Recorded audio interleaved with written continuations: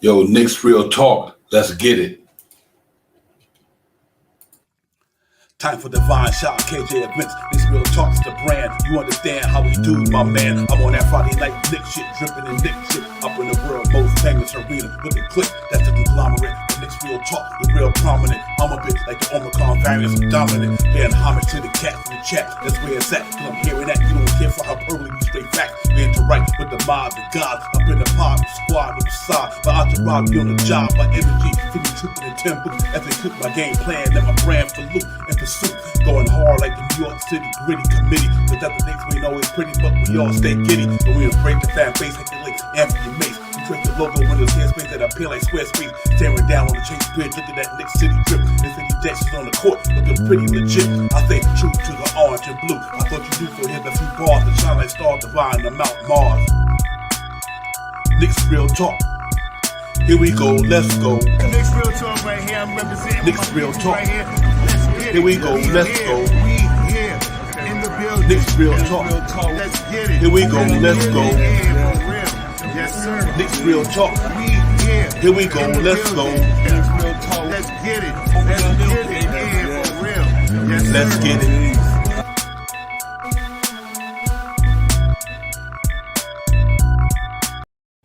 Yo, salute everyone, salute everybody. What's going on? What's good? Knicks Real Talk. Let's get it. We in the building. Divine, my brother Shy. We about to get into this Knick talk, man, off that beautiful game they had the other night at MSG. Knicks 131-114. They did their thing. But let me bring in my partner in crime first and foremost and let them get in the building, get a pop and shop. Howard, what's good, brother?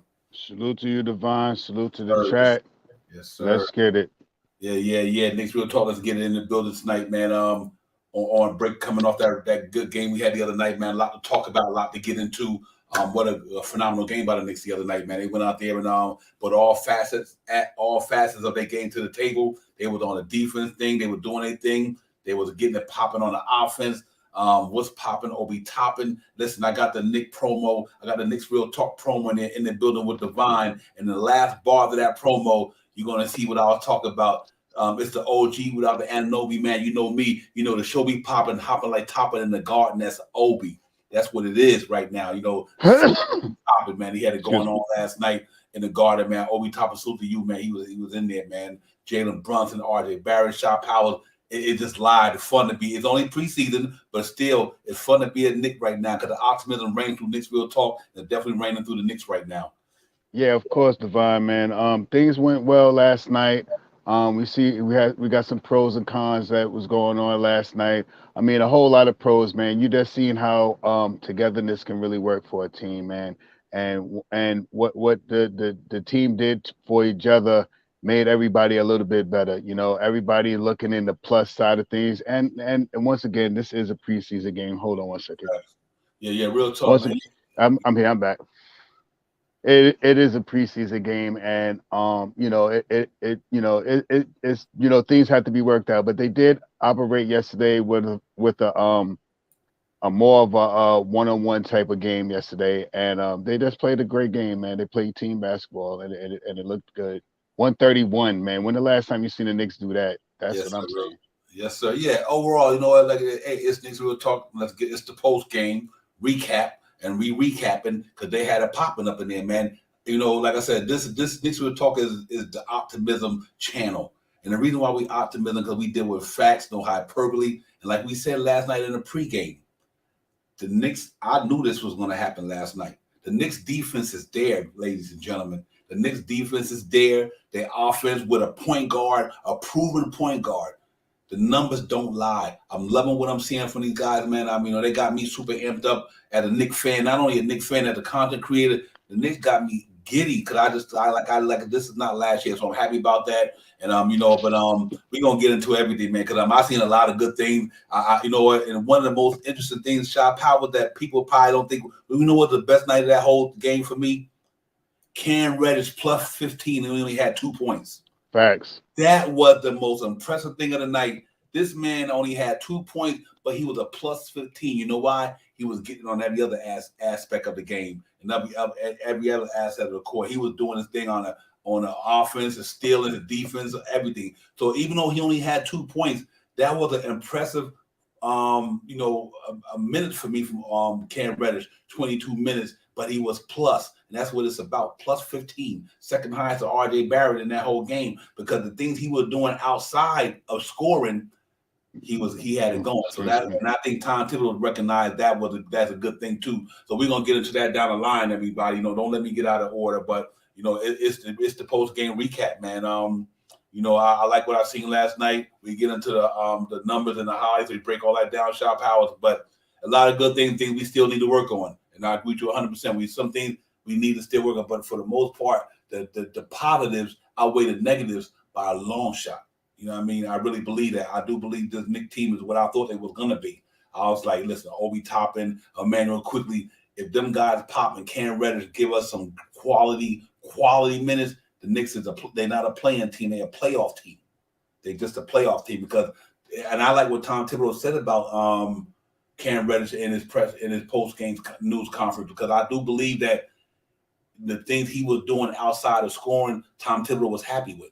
He was helping changing the pace of that game. Him and RJ on that wing with Julius Randle, when Julius Randle was popping, that's a pretty good team right there, man. So I like that overall. 131 to 114 shot powers. Couldn't ask for much more than that. Yeah, I mean, we just seeing great things, and as it gets narrowed down to after I think they play again Wednesday. Once it starts narrowing down and getting closer to the opening night, to the opening game for the season, you'll see the rotation get a little strong out there. I think Tom will probably play a little bit more of who will be the starters. I guess he'll decipher who's going to be the starters by then. But with that being said, man, this team is really getting out there and playing together, man. This team is really getting out there, running up and down the court, pushing the pace, hitting free throws last night. I think they went like 11 of 12 or 12 or 13 or something like that. I think they maybe missed one free throw. I think they were like 90-something%. Yeah. I mean, these are the things that we want to see from the team. It gets, like you said, Devon, I was giddy too. I'm watching this team, and in the first quarter they were a little like they played a little good. Pacers played a good D on us in the first quarter, but after that first quarter, man, it was just get in and go. You know what I mean? We had some great. We have a nice team, and we'll see as everything goes on how this really works its way out. Yeah, real talk, man. Let me bring the show. Let me bring the show all the way back to the first couple of minutes. Salute to the chat, man. Pardon me, man. You know what I mean? Salute to the chat. I always got to bring y'all into the building when I first come on this show. So pardon me for not introducing the chat at the beginning of the segment. Y'all know y'all the most important thing about Knicks Real Talk. Canal, Big Taz, Jarvis, my man. Salute to you, King Ribby, everybody, man. Thanks for coming in. Let's get it popping, man. We got a lot. You know what? Right now, optimism is 2. Pessimism is 0. Knicks 2-0 in the preseason. So yeah, we optimistic. You know why? Because the Knicks is 2-0, and that's optimistic against pessimistic. Right now, the Knicks got it going on in New York, and I'm happy. It's you know what? It's preseason, but it's still in the season. You know what I mean? These games might not count for as records where you at in the division, but they count because of the development. They count because of what you get to see guys really get out there and what they can bring to the regular season. It might not be a game on the standings, but it's a game for these cats standing high in their game and what they can bring to the table. And I think that's so important, man. You know what I mean? Like every game counts. I don't care if we getting busy in the playground. The game counts. The game counts. I'm going up against the next dude. I'm going to try to get his cat to business. That's what it's all about, man. So the Knicks right now 2-0 in the preseason. They playing good, and I like the way the team is getting down, man. I like the energy. I like the whole vibe of the team. These cats is really, when Obi Toppin threw the East Coast Bay dunk, whatever. You see Ever Fournier like just here. Oh snap, that shit was crazy. So they no matter what we may think on the outside shot powers, this team has got a good family atmosphere with them. They locked in. They think this is a big season for them, and I'm really happy to see the way the vibe is in the Knicks organization with the team. Just like we want that vibe to be like that on here. People having fun. They going to work. They getting hard, and they producing. And I'm happy about the Knicks from that standpoint. Shot power.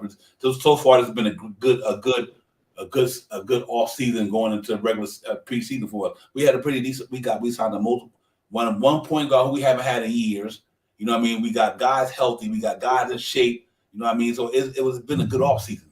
So let's hope that we can bring this thing to the forefront and just keep it going. I'm good, man. The Knicks in the 2 preseason games, the Knicks proved to me, and this is real talk, everybody, who I thought they was gonna be. I said the Knicks will win 45 games, and the way they playing right now, they're gonna win that. Preseason, it's just the effort, the competition, the skills, what they doing. That defense is on point. They locking cats down. That's the 2021 Knicks, 41-31. You know what I mean? And I really see that, so I'm happy about that because I like the way it's coming out the gate. You cats have got a Poppin shot powers, and we're gonna get down to the stats from the last game, break down the scores of what the players did. But right now I'm really excited going into the off season, knowing that these cats is going hard. Because when you come out the gate going hard, I think that you setting the you setting what you got the tone. You setting the tone. That's what I'm trying to say. Top power. They are setting the tone the way they're gonna play in the regular season. And so if the tone that I'm seeing I'm liking right now, that's a good tone. So hopefully that it carries over into the regular season. That same tone they set now against stiffer competition when the games count, and it means something on the standards. Let's hope they got that same energy. Now, if they do that, I got my 45 wins locked in. Yeah, right. Just to piggyback off you real quick, you know what I mean? Everybody, when you see them talk on the interviews and stuff like that, they're saying the same thing. It's just coming out of different players' mouth. They're all at the same point. They're saying almost the same similar things. They also saying how they need to improve on certain areas. They're all saying the same thing. And that means a lot, man, because that means they're together, man. I'm going to run this in the hole for the next couple of weeks, man. Togetherness with this team makes them a better team. And if they, the way they talk, the way they, you've seen some mishaps, a little bit of passing and where someone should be, not too many turnovers, but, hands off and stuff like that. But overall, when you hear them speak, even Tom Thibodeau, they sound alike. They're saying the same thing. They're all talking about how defense affects the game, how certain players do certain things, who's looking for who. And, if it's not Julius Randle talking about Brunson, it's R.J. Barrett talking about Evan Fournier or Mitchell Robinson or vice versa, that using each other to play off of each other, and that's a good thing right now. And for this team, man, togetherness is real good. Yeah, real talk, shot powers. I mean, you hit the nail right on the head with that one. I just think that right now, you see, it might be preseason, but know what it is? It's still in the season. Right. Tonight is real talk. Real talk. That's what we're doing tonight. We can get into the stats and all the breakdowns and all that in a few minutes, but right now we just talking real talk. Every game matters. Like I said earlier, no matter if you playing in a rucker, no matter you playing in a playground where you live at, every game matters. When you out there competing, you competing. You know what I mean? And I like the way they compete. That's the biggest thing for me this year is like this team is competing. Listen, in the first quarter, we the Knicks, everybody shooting jump shots missing. We wasn't passing the ball. Things of that nature. So that's understandable. But that doesn't mean that the whole game was going to translate that way. So what happened? Mitchell Robinson started to get it popping. R.J. Barrett is in his bag. You know what I mean? And they would do R.J. Brunson was Brunson. Randall was Randall. That's why I made the stream tonight. The Heafty Leftys. The Heafty Leftys was getting it for a minute last night. You know what I mean? And then guess what? Guess what I made the stream after that tonight? The title, What's Poppin' Obi Toppin? You know what I mean? The Obi Toppin was in his bag. Emmanuel quickly was in his bag. I was like, okay. And like I said, for Cam Reddish to be a plus 15 and only scored 2 points. I know Tom Thibodeau right now. I'm like, I might have to sit Evan Fournier down. No real talk, because when Cam Reddish was in there, his size, his running the floor, his athleticism, it affected the game. You know what I mean? And when Indiana had got out to a kind of like a little bit of a lead on us and kept it neck and neck, but then you see what makes it different when you got guys who could play defense, guys who could rebound, guys not only shoot, but they just affected the game so many ways. And I think that's what Cam Reddish did to me. For me last night, Cam Reddish numbers, real talk, well, you would be like, oh, he had a bag. No, he didn't. Shy Power, look at Cam Reddish's numbers last night. Let's throw that up there right quick for the chat.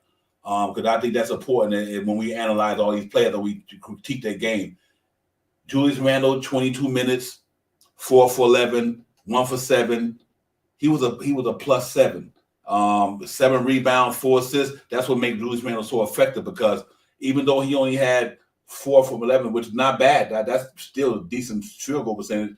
But he 1 for 7 from 3 though. But look at the rebounds and assists. 7, 4, 1 steal. Here's the key: no turnovers, +7. But look at Cam Reddish numbers: 22 minutes.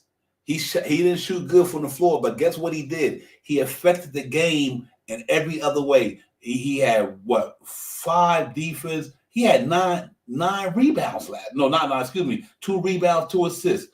So all 2 steals. He was a +15 because Cam Reddish affected the game in so many other ways, and that's why I always say when we talk about Evan Fournier's shooting compared to every other aspect of the game, Cam Reddish was a +15. So that means Toppin, Cam Reddish, McBride, and RJ was pretty much with them cats that was up in a high ± last night. And then you go on across the board, Mitchell Robinson, 19 minutes, 4 for 5 field goals. He had 19 minutes, 4 for 5. Excuse me, guys. 5 rebounds, 9 rebounds. 4 offensive, 5 defensive. Yeah, excuse me, guys. I'm off course there. Yeah, look at 9 rebounds. He was a +9. See, that's the good thing about that game last night. A lot of people was in the plus, except for obviously look at Obi Toppin, man, +16. 20 minutes to score 24 points. That is amazing. So I think last night you got to contribute that to Indiana Pacers defense, which was trash, obviously. So, but Shy Power, I do think that's a good team stat line for the Knicks last night when it comes to the individual players. Man, if I mean over these 2 preseason games, the first preseason game I was in awe when they had 65 points at halftime. They had this game, if I'm not mistaken, it was 70. It was like 70 points. They were like almost 6, 7, 8 more points than the last game. And I was just like, that's like, and in the first quarter they didn't play that well. If I'm not mistaken, they were. It was set. What was I wish I could remember what was the halftime score. They were up by it was 70 points, right? Mm-hmm. 70 something points. I can't see it up there. It was like they were like 70 something points. You know what I mean? So come on, what can you say about the team, man? Togetherness, you know what I mean? Playing together. You know what I mean? Brunson didn't have the best game scorer wise, but he hit nine free throws in a row. You know, it's just things like that make the team a little better. You know what I mean? Last night, everybody paid attention to making their free throws. You know what I mean? Everybody pushed the pace. They still were top in pace.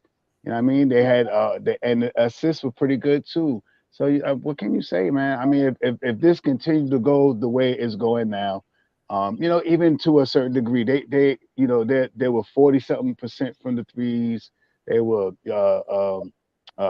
50-something from field goal percentage. 90-something from the free throw line or something like that. That's winning basketball right there, man. That's playing together. Yeah, real talk. Hey, real quick, Jalen Brunson, he might have been 4 for 12, but he was a +8. 4 assists, 9 for 9, like you said, from the charity stripe. And that's important. So and that's what I like about this team, because you look at Julius Randle numbers last night. He might didn't really have a high shooting percentage, but man, look what he did on the other aspects of the game. 7 rebounds, good God, 4 assists, 1 steal. You look at Jalen Brunson, now you look at RJ Barrett number 27 minutes, 6 for 15, 4 for 7 from 3. Look at his foul take number. One of the biggest aspects of his game is right here. 2 for 2 from the charity stripe. Right. And they look good. Yeah, they looked good, man. And he's +15, 18 points. But here's the catcher, John Powell, 27 minutes. You put that up to 30, 33 minutes, hypothetically, I'm saying. We don't want him to do that. RJ Barrett would have had over 20 points a game, 27. Yeah, so he could have came down and knocked a 3 in that thing. He could have got to the field line, a foul goal, the charity stripe in that segment there as well. He would have been like 20-something points. So I think these boys is pretty decent, man. Salute to the Knicks for going hard and just playing Knicks basketball the way they're playing. I'm really happy with the way they're doing it. The bench came in, Obi Toppin, like I said, Manuel quickly, McBride. I like what's this? But what's my man? Steph. That name is hard to pronounce. Steph. Who? Seth? Seth. Yeah, Seth. I can't. I don't know how to say his last name. We're just gonna stay with that SVA. Yeah, man. So right now, that's the reason why I'm optimistic about this team. They showing me the same things I've been watching. I've been wanting to see the whole time. The off season was coming about. I was like, let me see these things. And what I'm happy about right now, everything that I thought they were gonna do and they were gonna try to do and put an effort to do, they doing it. So it's just a validation for me. Like I said, if the Knicks play defense like they played the summer league, they will be a problem in the NBA. Because like I said, look at that scoring, 131 to 114. And the only reason it was 114 shot powers because that was scored when the bench warmers came in. The super bench warmers. Yeah, super bench warmers. So that is just like a validation. Like these guys is really locked in. So, but it's Evan Fournier and that starting unit, the bench carried these guys tonight. But I'm happy because they, like I was saying earlier, let them guys get a good lead, bring that bench in, and let them run the rest of the game. That's how you get the minutes distributed to all the guys. So let's salute to the Knicks, man. So good so far. 131, 114. There was a lot of more plus than minuses in this game. So I'm really happy about that because the pluses outweigh the minuses, and that's what you want in a team. If your pluses outweigh your minuses, obviously your team is doing more things positive than negative. That's all we got to do. Yeah. One of the things. Oh, let me give a shout out. Shout out to Lawwise, Peace to the God. Shout out to Keith Turner that's in the building. Cash out James. Nothing. If the way they scored last night with the guys only averaging our main guys only averaging about 21 minutes a game, I could see this team really keeping the starters with a lower percentage of minutes on the court, 30, 31 minutes. If you play 30, 31 minutes with the team that's coming in for you, everybody can play some basketball. We can keep having these scores, something similar to the way we're having them now. We don't have to have Julius Randle with 36 minutes this year. We don't have to have RJ being the number one highest minutes played this year at 36 minutes a game. Jalen Brunson at 35, 36 minutes a game. If we can come and implement something similar to what they're doing now, 21 minutes a game, if they could get to 30, 31 minutes, this gives time to Obi Toppin. This gives time to IQ. This gives time to Grimes when he comes back. It gives a little bit of time to Cam Reddish to play a couple of minutes to play some defense. Maybe even sneak in there and give Deuce McBride 2 or 3, 4 minutes in the mix too with D Rose and stuff like that. So if Tibbs has as it gets closer to the start of the season, minutes will get a little more. You'll probably see them playing closer to 30 minutes a game. But we do not necessarily, I believe, have to get these guys out here and burn them out early. 29 minutes to 31 minutes, the starters shouldn't be doing much more than that, I believe. Mm-hmm. Yeah, we know it's you really can't get much for $5. Oh, sorry about that, ladies and gentlemen. Yeah, I don't know how that came about, but we got to get it out of here. Real song? I think she liked it. I'm about to break it down, Divine. I know, right? But you know what, guys? For me, Cam Reddish affected that game in so many ways last night. Like I said, he was a plus 15. It's not about how many points you score, it's how you affect the game. And Cam Reddish affected that game last night in so many ways. I cannot reiterate that enough. And Tibbs took notice of that. Listen to Tibbs' press conference. I'll throw it up there in a few minutes. We want to listen to it, how he talked about Cam Reddish. If Cam Reddish get consistent and don't get injured and play on and get his minutes every night, I think Cam Reddish affected the game more than Evan Fournier last night. Let me reiterate what I'm saying. He affected the game more than Evan Fournier for this reason. Can Evan Fournier get out there and run the break like he can? Can Evan Fournier rebound like he can? Yeah. They play defense like he can. Can Evan Fournier does Evan Fournier had a size that this man had? It's not a negative about Evan Fournier. Is it what worked for the Knicks starting lineup? Cam Reddish, to me, affects the game more than ever Fournier in the starting lineup because of his size. And I think when his size is there, man, it's hard to really beat these guys, man, because they affect the game in so many ways. Cam Reddish last night was a plus 15 because he affected the game in so many ways last night. And it's preseason, but you also got to take the stuff into what happens in the regular season. And last night, I thought Cam Reddish did a good job of using other aspects of the game that affected that 131 win. Think about his defense on who he was playing.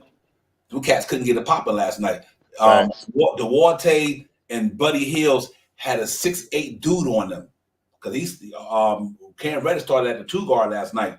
So Duarte was 6'1", 6'2", 6'3", hypothetically 6'4". Buddy Hills 6'3", 6'4". Cam Reddish 6'8". Athleticism, wingspan. He affected their offense so much last night. You know how Duarte and them shooting Buddy Hill them shoot them threes. They wouldn't shoot that last night with Cam Reddish in there. And that's why I think Tom Thibodeau took notice of that in the press conference, because that guy affected the game in so many ways last night. I can't say that enough, man. That's why I like all you guys like you, Shaw Powell, and everybody else who wanted Cam Reddish to start for the Knicks. Cam Reddish showed why you guys wanted him to be that guy with RJ, Brunson, Randall, and Mitchell Robinson. Now you see why you guys brought that to fruition, because I think his game makes the Knicks a better team, because not just from a shooting standpoint, but every other aspect of the game. And I think that's so important. I really do when it comes to winning basketball. And I think that showed last night. So salute to Cam Reddish, salute to the Knicks. They had a pop. Salute to the chat, man. Y'all up in here, man. Real talk. Core Mega, Canal, Keith Turner. Thanks. Man, y'all up in here tonight. Pudge, nice. Pudge, nice. Man, Canal, salute to you, man. Child. Canada holding it down. Knicks real talk. Let's get a Divine and Shot Powers. I'm giddy, man. So I'm ranting tonight because I'm giddy. I like what I see. And I also like that my words my bond is my life. And the Knicks is showing me that I'm not up here spitting hyperbole. I'm speaking for myself. I'm optimistic because of what I see, and it's showing in the preseason what I thought they would be. Y'all better watch these boys, because they still got moves to make by the deadline. Just be careful, because the Knicks could be a problem if they can maintain. Obi Toppin is a problem. I like Obi Toppin because he makes that, he don't make that team stagnant. He just stretches that offense, shot power. No pun intended, Julius Randle, but I'm saying with Obi Toppin and them in there, it's just flowing. It's just flowing. It's up and down the court nonstop. But them hefty lefties last night, Brunson, RJ, and Randall had a popping though. So it does not get it twisted. I ain't nobody hating on Randall, but man, Obi Toppin, man, we talked about this all season long. Obi Toppin gonna be able to score 17, 18. You know why? He get you an easy 8 points just off of breakouts. Breakouts, red. He get you 8 points a game just on breakouts alone. So imagine when that 3 ball falling like Obi Toppin was falling last night, and plus the cat can get to the rim. That's why this guy he forget what you think, what you saw the last couple of years. Obi Toppin can be a problem for the Knicks. If Cam Reddish come to the table, I'm putting Knicks in the top 6. If Cam Reddish pop for the Knicks, with Obi Toppin doing what he's doing, and with Emmanuel quickly doing what he's doing, and with and these guys, we haven't even had Grimes at the full capacity yet, I think the Knicks gonna be good. I've been saying it all off season long. I think this ain't last year's team, Shot Powers. They got their defenses there. Right now they shooting at a good. It's only preseason, but still, obviously you want preseason to carry over into the regular season. But if this is any indication of what the regular season is going to be like, Knicks going to be a good team. If there's any indication what they could be in the regular season, the Knicks going to be a good basketball team, and I believe that. And that's not no homerism here. I'm just looking at the numbers and the facts. These cats, they played against the Detroit Pistons, young athletic team. They handled them. They went against the Indiana Pacers with young and Miles Turner and Buddy Hield. They handled them. It ain't like they went in there and laid an egg. They handled them. The Cats threw up 131 to 114, and the only reason I didn't think the Knicks would give up 100 points a game in the regular season, in the preseason, last night a lot of them points came when like you said, the backup. So they on point last night. After that first quarter, the Knicks shut it down, and I think that's what we got to see, Shot Power. So let's hope that it translates into the regular season. But if it do translate to the regular season, 45 wins, you could book that. Yeah, I'm right there with you, man. Salute to Big Tastic Hand, Chef NYC. Mhm. A salute to Man Child out there. I'm really big on Obi Toppin and talking about Obi Toppin. The one thing that I noticed about Obi Toppin this year is I don't know, maybe it's just me, man. I be picking up some of the quirky things, man. But you've seen the years before. He's running up the court. He got that smile where where you show all his teeth when he smiles, stuff like that. You ain't seeing that too much these last couple of games. You know what I mean? He's coming out there and business. He's coming out there to put in some work. It's less funny stuff on the court with him these last two games. You know what I mean? Coming into this preseason and stuff. So I mean, if he can maintain that, last night you seen him get blocks last night. Mhm. Drive to the hole, using the left hand, the right, throwing it down with, laying it up with the right hand, throwing it down with the left hand. He's evolving, and the more time that he gets on the court, he's going to play a little better, man. So this is one of the big things that I hope to see this year. And like I said, all we need is one of our guys to really pop. Aside of our premier starters, I'm not talking about the Brunsons. I'm not talking about the Randalls. I'm not talking about the RJs or the Mitchell. Oh, well, I could probably still put Mitch in there too. But let's say Mitchell Robinson, our premier starters.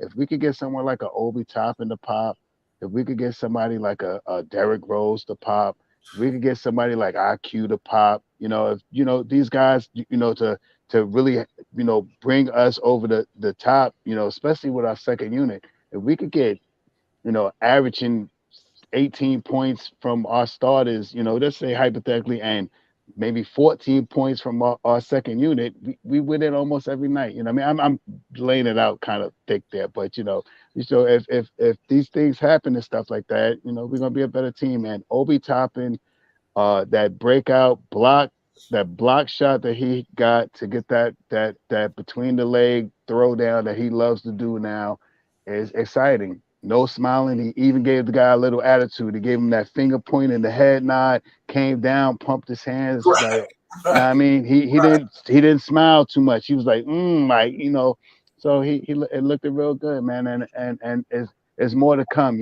These guys stay healthy. We got a good team this year. They cash out mine and take mine, brother. Because you about to throw. That's what I'm about to throw out there. 24 points, 10 for 14 in 20 minutes. 10 for 14 in 20 minutes. Knocked out a trade ball. He looked like Dayton Obi Toppin to me. This is the Obi Toppin at the end of the year last year, since the All-Star break last year. This is the Obi Toppin that I seen coming into his third season. Got more better, got more stronger. Learned the NBA a little bit more than he did in his second year. He's comfortable with what he do. This cat, 6'9", jump out the gym, got skills. Obi Toppin, it just sometimes, when you start a new job, you take a little bit more to get acclimated to what you're doing. But now I think the Knicks is good at that backup power forward spot. I think Obi Toppin, Derrick Rose, these guys can come in and give any second unit the business. So salute to Obi Toppin, man. What's popping? Real talk, man. I'm loving what I'm seeing from this team. Like I said, it's preseason, but you also just gotta say, we know it's preseason. The wins don't count, like I said, for us going. But what counts is the skill development. What you see in front of this team that we didn't see last year. Who got better in the all season? Who improved their game in the all season? What are the next game plan going into the season? Are they gonna play defense? Get back to the Tom Thibodeau gritty New York City gritty committee defense. They doing that the first two games of the season, preseason games. I mean to say. So I'm excited from that standpoint. Where you know what, it's falling into place. Everything we thought the Knicks could do, they doing it. And if these cats stay locked in, we get to the trading deadline and we at a certain level, and you know what? Okay, you know what? Guess who just came on the market? The Knicks got assets. They got all that to make this team better. So I think this team this year is to me. And like I said, I'm gonna tell y'all something about me. Y'all know this Knicks real talk. Ain't no hyperbole here. I would eat crow with Sweet Baby Ray's if I ain't talking the truth. Y'all know me. Y'all know me. If it comes to the end of the season and we don't win 45 games, I would gladly eat my crow. I don't have no problem with it. But if the Knicks don't suffer no injuries, this team is going to be good. And I've been saying that for a minute. And so far, 2-0 in this show. These boys is playing some basketball in New York, man.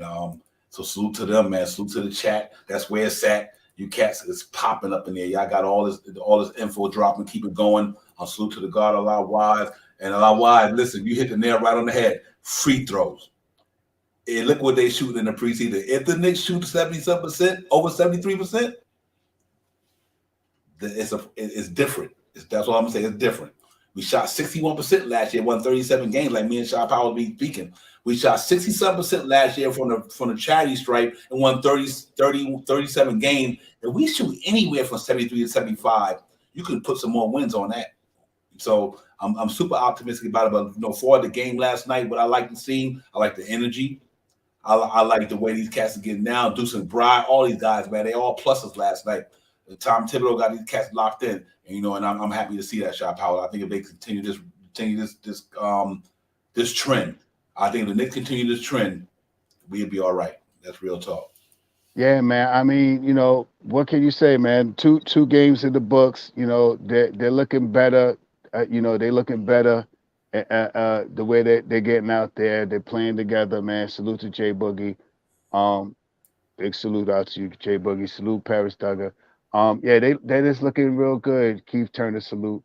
They're looking real good out there, man. And teamwork makes the dream work. If you put in the work together, you're gonna see something, evolve from it.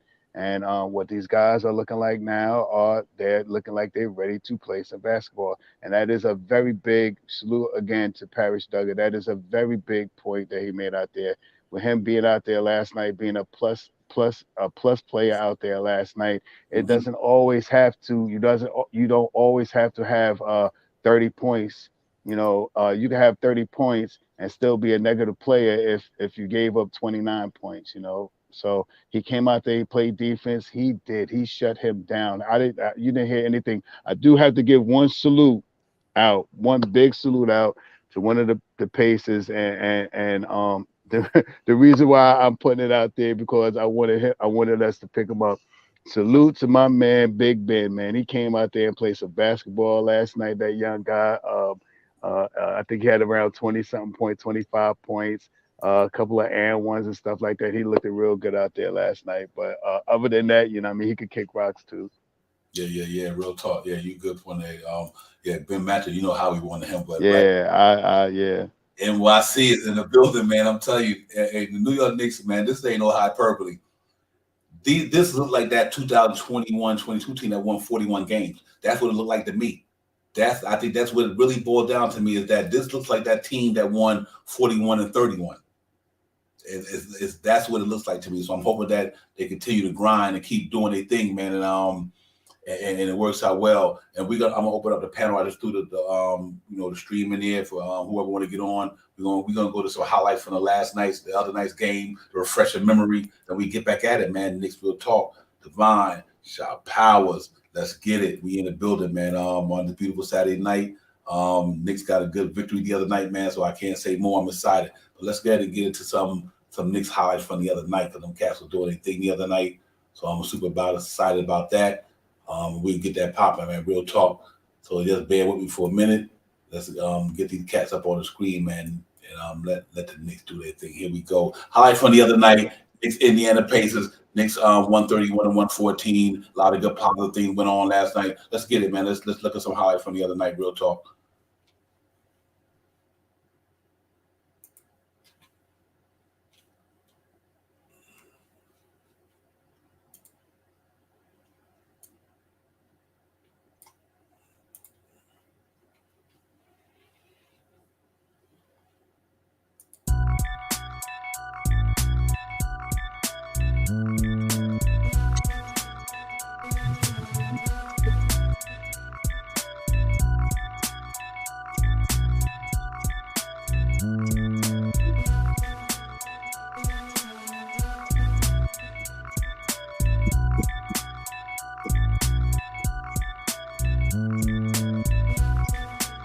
I see Jalen Brunson putting the work into the point guard. With the work. RJ Travis put it over. RJ was in his bag that night, man. With the Robinson. And they looked good the other night, man. They were in it, man. He was doing everything. Like I said, how you Robinson. There you go. East Coast, hey, Obi Toppin, what's poppin'?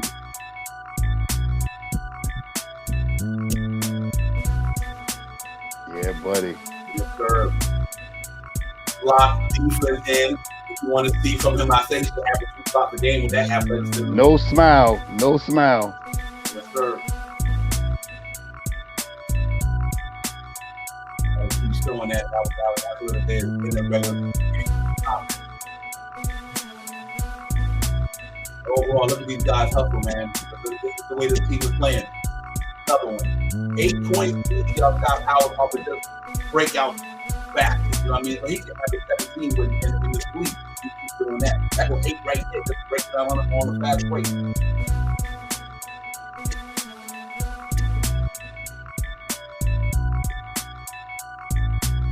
Yeah, man, that's what it is, man. Knicks will talk. Y'all see Knicks highlights. That's what we do here. Live and Poppin'. Super Knicks, man. Had it going on the other night, man. Real talk. They were doing their thing, Shop Power. I'm happy to see that.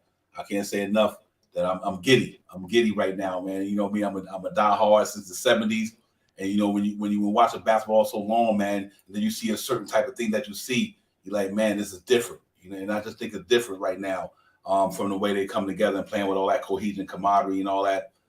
These young boys doing their thing. Tibbs trying to see that. You know what?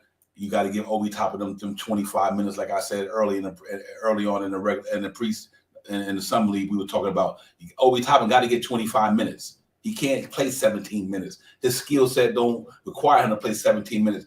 Obi Toppin's skill set required that man to get 25 minutes a game. He had 24 and 20 minutes, 4 for 7 from 3, 4 playing defense. His numbers was crazy last night, and that was only in 20 minutes. And no matter what you might say about Indiana, Miles Turner, we wanted him to be on the Knicks, right? He was out there.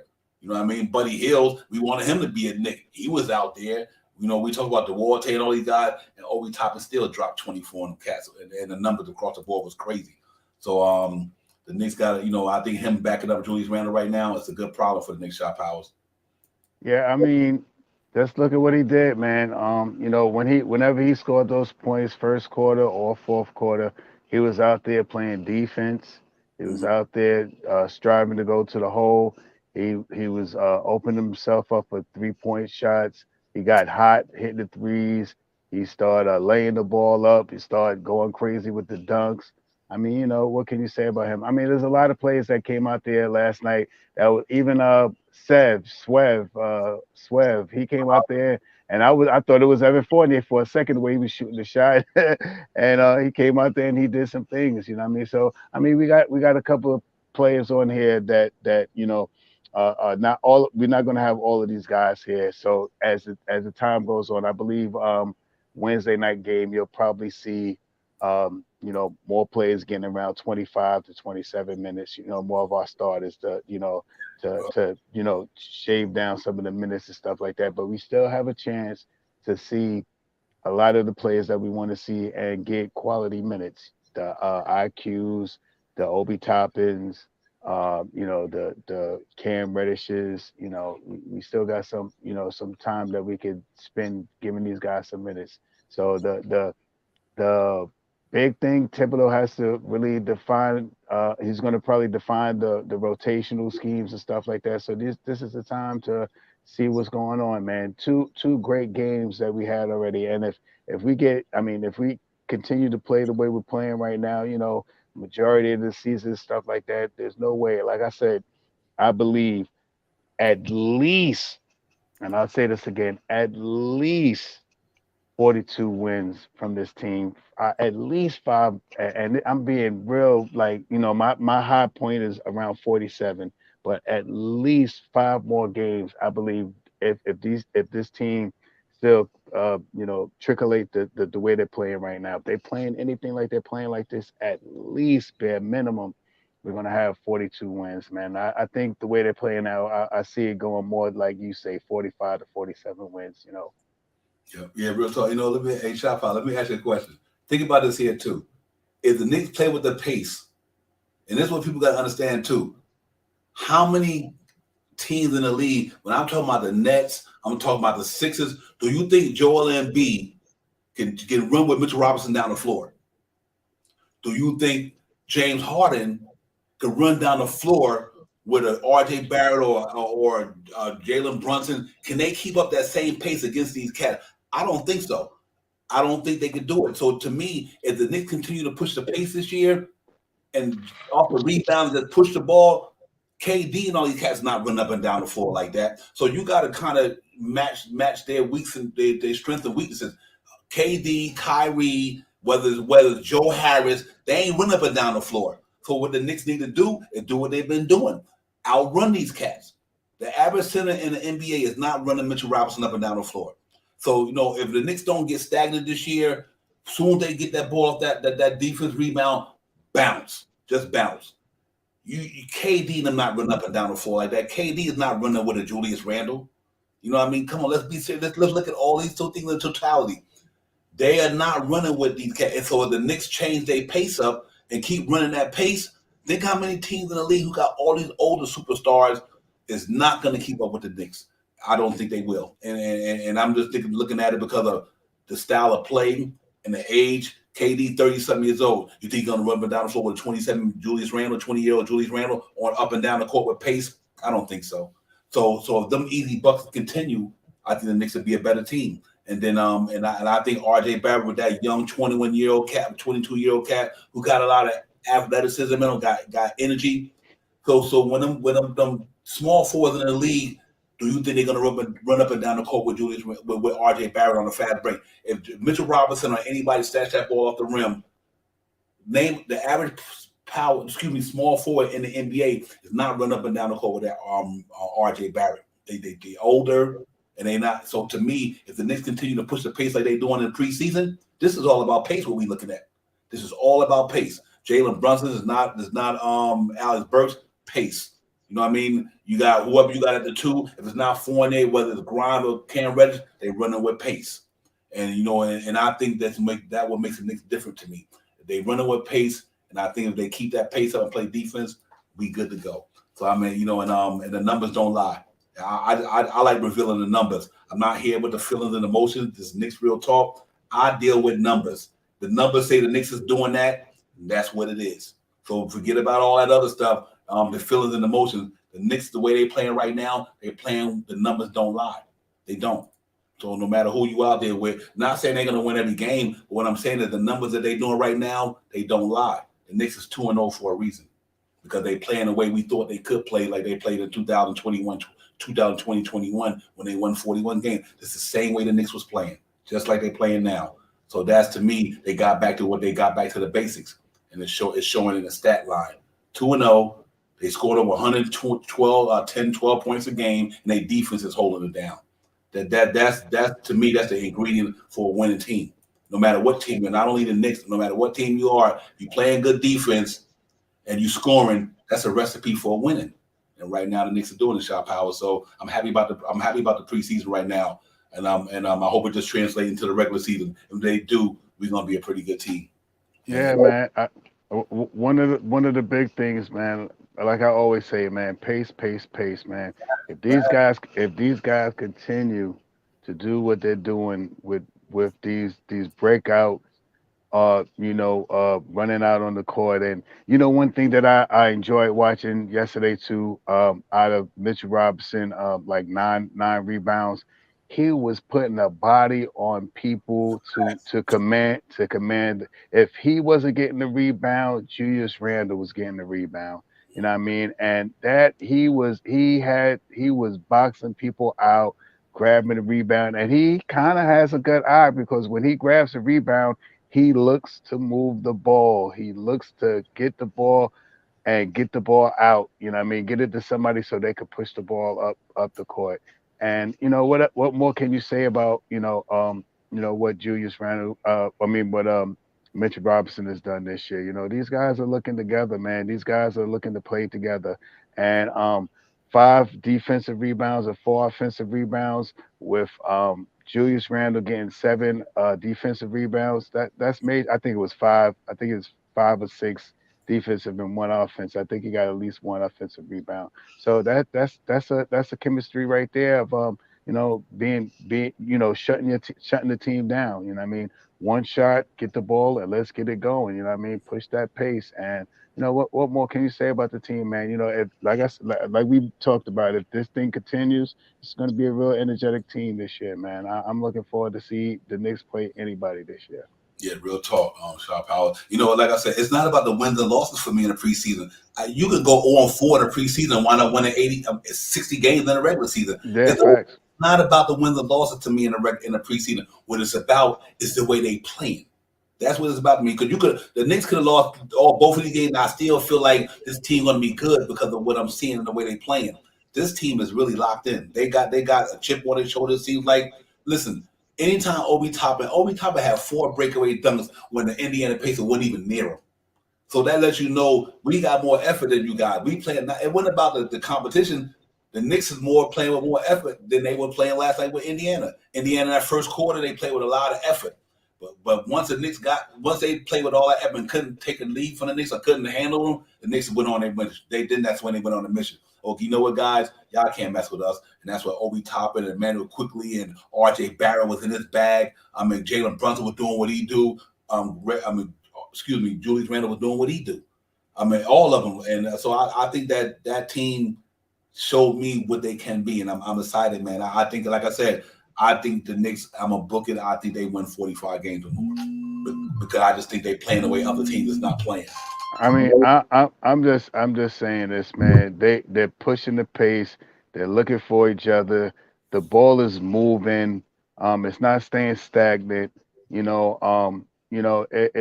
is what makes a better looking team. Some of the same guys that's on the court, but with a different effect to what they're doing. You know what I mean? They are moving the ball. You don't see Julius hold the ball at the top of the foul line for 8 seconds, figuring out what he's going to do with the ball. You don't see, well, at least you haven't seen it yet. You know what I mean? These guys are moving the ball. Everybody, these guys' assist numbers are up as well. 4 assists for Brunson, 4 assists for Randall, three assists for, I think 2 or 3 from Obi Toppin. RJ had a couple assists last night, 2 or 3 from him. The ball is moving, and if we continue to keep the ball moving, grab the rebound and get out on these breaks, get these leak outs, these breakouts on these breaks and stuff like that, we're going to be a team to really be like, teams are going to be coming to the Garden. And one thing that I hope this year is we take care of home. If we lose every game away, if we win every game at home, we're 82. What is it? 82. We're a 41 team. We win 41 games this year. So let's but nothing else. Let's win a lot of games at home this year. Will make a big difference. Get us as fans a little bit more amped once we see them playing at home and they're holding home down. We'll be a little bit more amped about that. I think that's the key. You got 42 home games. If the Knicks go 30-12 at home, you know what I mean? So yeah. The home court and everything else before. So that's a great point there, man. Don't let nobody break in your house to take your stuff. So when teams come into the Garden, Knicks defense better be that's the 80T or whatever. You better be that security system that's holding your house down. The Knicks cannot let cats come in and steal out their house. So that let's hope that defense is locked in. And that's that security system the Knicks need. Don't let these cats come in here and do what they do, because like I said, 42 home games. If you go 30-12, literally 30-12, you gonna tell me you're not gonna win 10 games or 15 games on the road, and you playing that good at home? I think it's possible. So let's just hope that these cats keep playing the way they playing, and keep doing what they're doing. But right now, I'm gonna be optimistic because I'm seeing optimism. If you want me to be pessimistic, let the Knicks start losing and let them start not doing things that the coach put out there, and the cats is not doing their job, and RJ going over this or random. Then you're going to hear my pessimism. But right now, nobody as a Knicks fan should be pessimistic. If you are, then you just dealing with feelings and emotions. The Knicks is 2-0 preseason. Their team look good. They playing good basketball. So you got to take that as a positive. Ain't no reason to be negative about the Knicks right now. Wait till they start losing games. When they lose the next night, if they lose the next night, as soon as the Knicks lose a game, then you can say, you know what? That's a pessimism night. You might take some positives out of it, but right now, no Knicks fan should be talking about this team. Should be pessimistic about the Knicks. They 2-0. They playing good basketball. They young guys is playing basketball. Their defense is locked in. They locked in. You know what I mean? Them 114 points was really only 90-something points. Because like I said, after we blowed them out in the fourth quarter, we brought all them other guys who were just on the third leg of this team, and they started just going bucket for bucket. But if you look at the Knicks from the first quarter to like 3.5 quarters, their defense was locked in. They was locked in. So and that's what you gotta look at. When Julius Randle and all the cats sit down, okay, then they brought in them backup players, Archers Ascendo and all these guys. They start giving up basket for basket. But that do not tell you what the Knicks defense was at them 3 quarters. That defense was solid. You know what I mean? So salute to the Knicks, man. Let's keep it going, man. We there. We there. It's a long way to go. We still got 84 games to go. 82 and 2 left in the preseason. We don't, but I'm optimistic. I'm really am, man. Not because of just homerism. I'm optimistic because of what I'm seeing. The eye see what it's seeing, and the numbers don't lie. The Knicks numbers don't lie, guys. And that's what basketball is about. At the end of the day, what did the team win, and what's the numbers about? And right now, a lot of the Knicks numbers are in the positive. They are not in the negative. So salute to the Knicks, man. Let's get it. Knicks Real Talk, Shah Divine. We here talking Knicks basketball, man. Preseason, I'm amped. I'm good because I feel good for me, Shah Power, because everything I talked about to myself that I thought would happen is happening. That's what get me feeling the way I feel. You guys might say, well, he Divine so pessimistic because you know what? I see. I'm an optimist. Excuse me. He's so optimistic. I'm seeing optimistic results. I'm optimistic because I'm seeing optimistic results. That's all it is. You know what I mean? I ain't no hyperbole. We straight facts. You know what I mean? I don't deal with the hyperbole. What do the numbers say? Right. Speak for themselves. I don't got to talk about no feelings and emotions. What do the numbers say? That's how you judge your team. Judge it by the numbers, not about the feelings and emotions because you don't like the guy or you think this guy. No. What do the numbers say? There you go. You know what I mean? And right now the numbers say the Knicks is 2-0, so I'm good. I'm good, man. But let's listen. We go into the game against Indiana. Now it's a different story. We going on the road, Shah Powers. Now we play 2 games at home. Now we about to go on the road.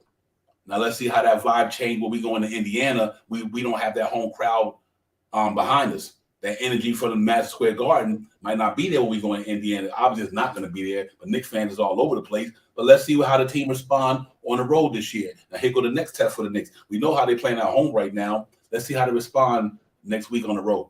And then then that tell you what another part of why we think they're going to be optimistic or pessimistic.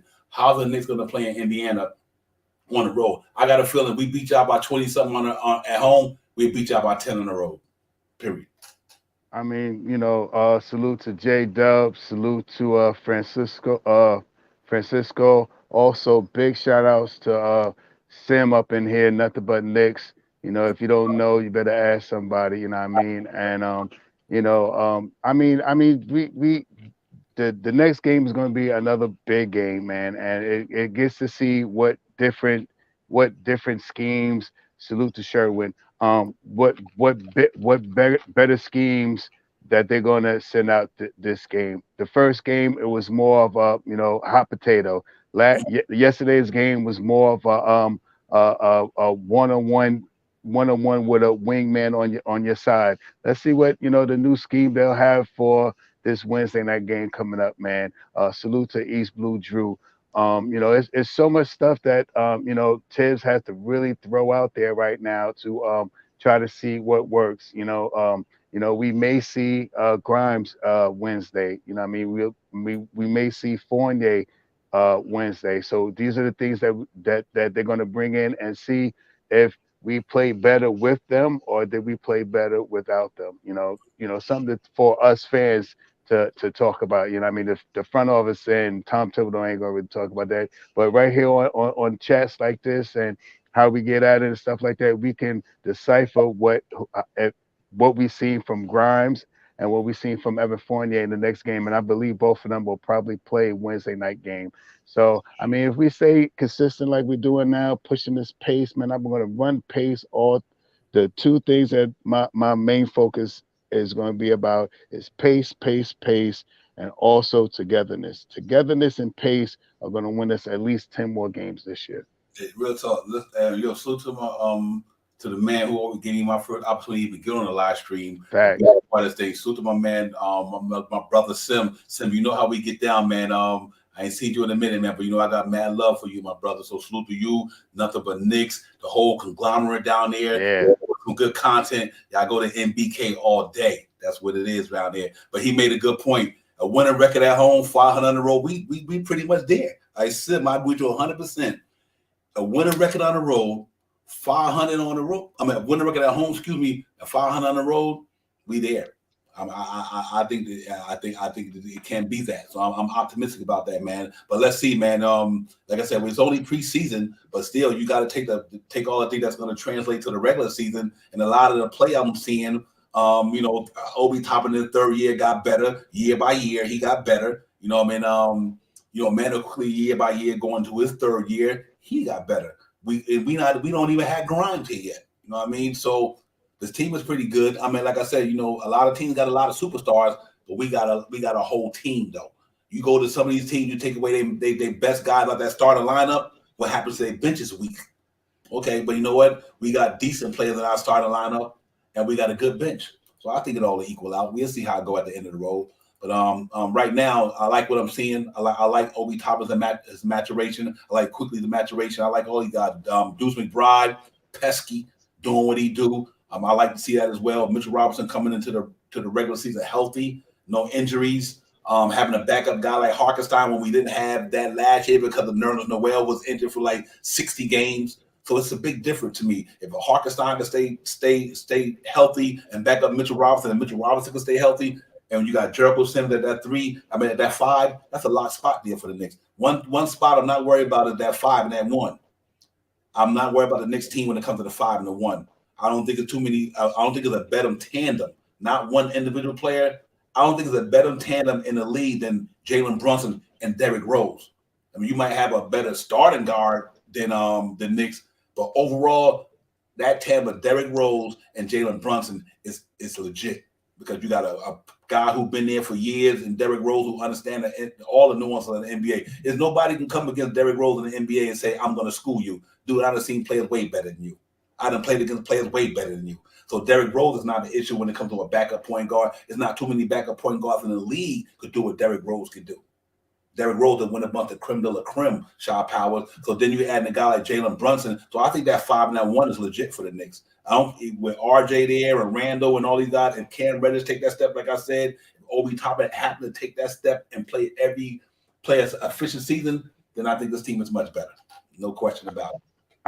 We have so many players that are interchangeable, and not wishing to see anyone go down this year, but if something does happen, unfortunately happens, we have someone to fill that spot. You know what I mean? We have a team, we have a good team now. We don't need, I'm not talking like 2 or 3 players, but hypothetically, somebody might get a bruise on the knee. Somebody might bump a knee or something like that. Might be out a game or 2 or something like that. We have someone to fit in, and we have a couple of players to fit certain roles that can play 2 or 3, play 1 and 2, play 1 or 2, or play 2 or 3, or play 3 and 4. We have those guys. We have a slew of guys at the 5 position. So we have some interchangeable pieces that really can help us through this year. This is a long season. Like you said, it's 84 games left, 2 preseason games left, and then the 82 game series. And we got a lot of players that can fit in and fill in when we really need to. Salute to Tim out there. Thank you. Hey, Sim, that's scary right there, bro. I thought that could happen. Julius Randle and Obi Toppin. I don't see why not.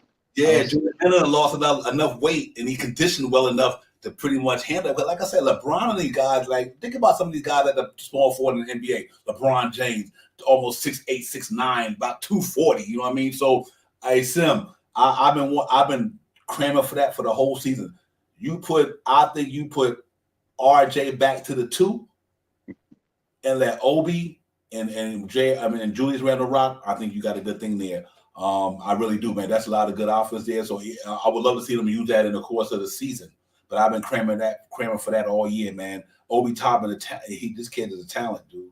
It might take him a couple of years to get acclimated to the NBA and get his minutes, but I think he done showed and proved. So Sam, I'm on that one, man. And real quick, real talk, man. I'm gonna throw the stream up in there again. Feel free to come on, man. I threw it in there for you guys. Knicks Real Talk, we got the panel open, man. I'm excited for this season. So I'm gonna stay giddy right now, man, and stay amped up because that's what it is. There you go, Jarvis. I dropped it again, my brother. But yeah, man, I'm psyched, man. Knicks Real Talk, let's get it. Divine, Shot Powers, salute to the chat. That's where it's at.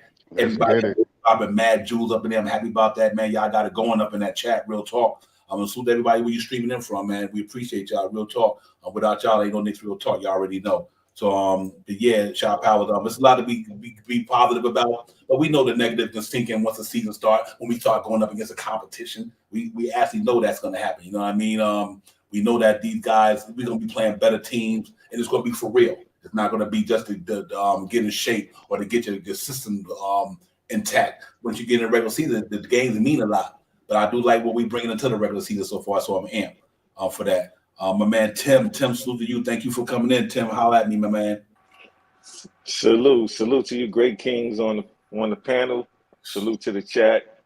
Shout out to Devon and Shot Powers. It's great to be on here with you, brothers, man. Good to see you guys again. Once again, I remember Devon, you was on there with CT. I was on there. Came on there, was chopping it up with you guys. Shot Powers, I definitely remember chopping it up with you a couple of times. Yes, sir. Good to be on with you, brothers, talking this Knicks talk, man. Yeah. Hey, Tim, it's a good time right now. Hey, listen, I don't know how we feel maybe in the regular season, but for right now, it's all positive, man, because the Knicks is playing positive. I mean, it's not really too much you could say about the way they playing basketball right now. And it's just a good thing, Tim, and I'm excited that they already out there doing their thing. It's a lot we should be excited about. Mind you, this team everybody's a year better. Facts. Everybody's a year better. That's something that we should look forward to. We can't worry about the other players on other teams, the other superstars, the players that we didn't get. We should be really locked in and focused on the team that we got right now. It was destined for us to have the team we got. If it was meant for us to have D Mitch, we would have him here. So we can't make no excuses no more. Now we have to step it up, lace them up, get in the gym, continue to play team ball, continue to create great chemistry. It's important, especially on defense. Yeah, we know if we lock down on the defense, the offense is going to come. You can see how they're getting up and down the court. There was a couple of plays in last night's game that they lacked on defense, getting back on defense, and I wish they would have, talked a little more and hustled back. But that's understandable, and it's okay for us to make those kind of mistakes. It's just preseason. Once we get into the regular season, we have an idea of what type of team we're going to be, because at the end of the day, we have a fast break team. We have a running team. Facts. This team is going to be one of the top 3 offensive team in the league this year. Mark it what I tell you. Shout out to my man L Hartwell. I had to shout them out. My man Ron, man, all the podcasts. I want to throw y'all shout out too as well. I had to throw that in there.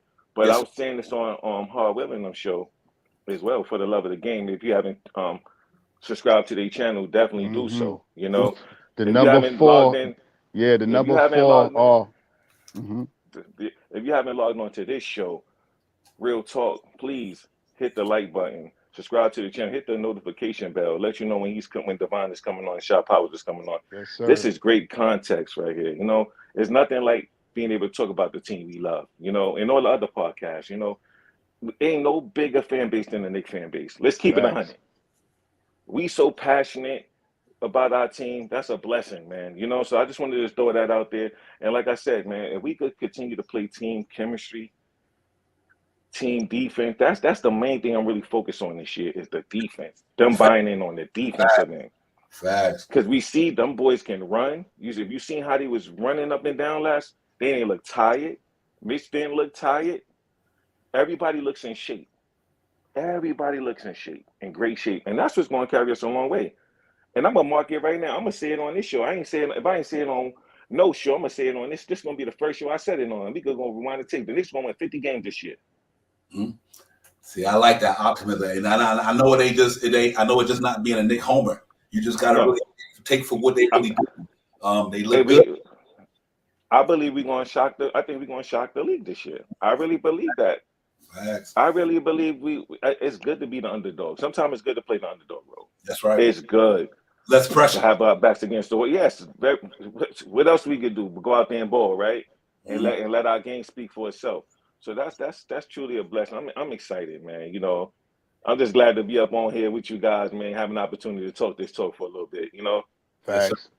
Tim, we appreciate you coming in. Real talk. Hey, Sim, you know this door is always open to you, brother. 24/7, 365 for real.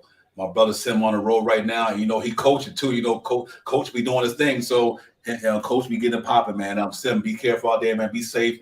And I'll get at you, my brother. You know, what I mean, we'll talk, man. Real talk. Big thing that Sim that said tomorrow. At Columbia, they're having open practice for the New York Knicks. Salute to Eru from Die Hard podcast. I heard that from him tonight, and he said he was going to try to link up with Sim to go there. I think, if I'm not mistaken, it's at Columbia tomorrow. It's open practice over there. You know what I mean? Starts around 12 o'clock-ish or something like that. So I was going to see if I could, but I'll probably go out and your wifey going to probably put me in a headlock or something like that, throw me through the headrail or something like that. So I probably won't make it.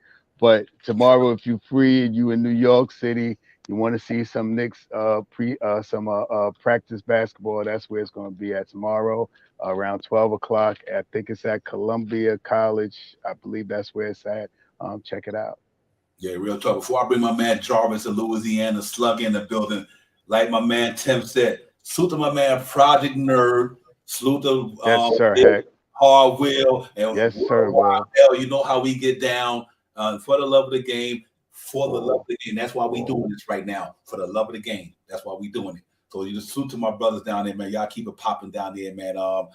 Blanche, Tears, Uncle Freezy, everybody. Let's not forget, man, this whole content creation thing is powerful in the Knick Nation. We here. Jarvis, what's good? Knicks 131, 114.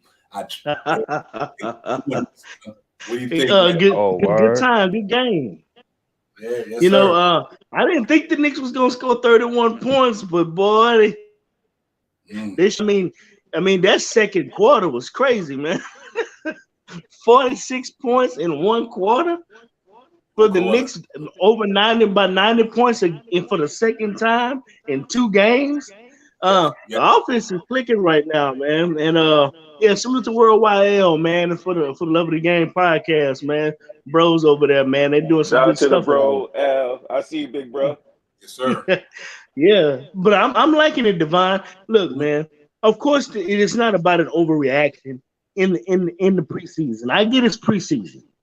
But there's some positives go. This is why you play in the preseason to see how your rotation is going to be, how people are going to fit in, how you're going to try lineups, things that you might have to look at that you want to fix.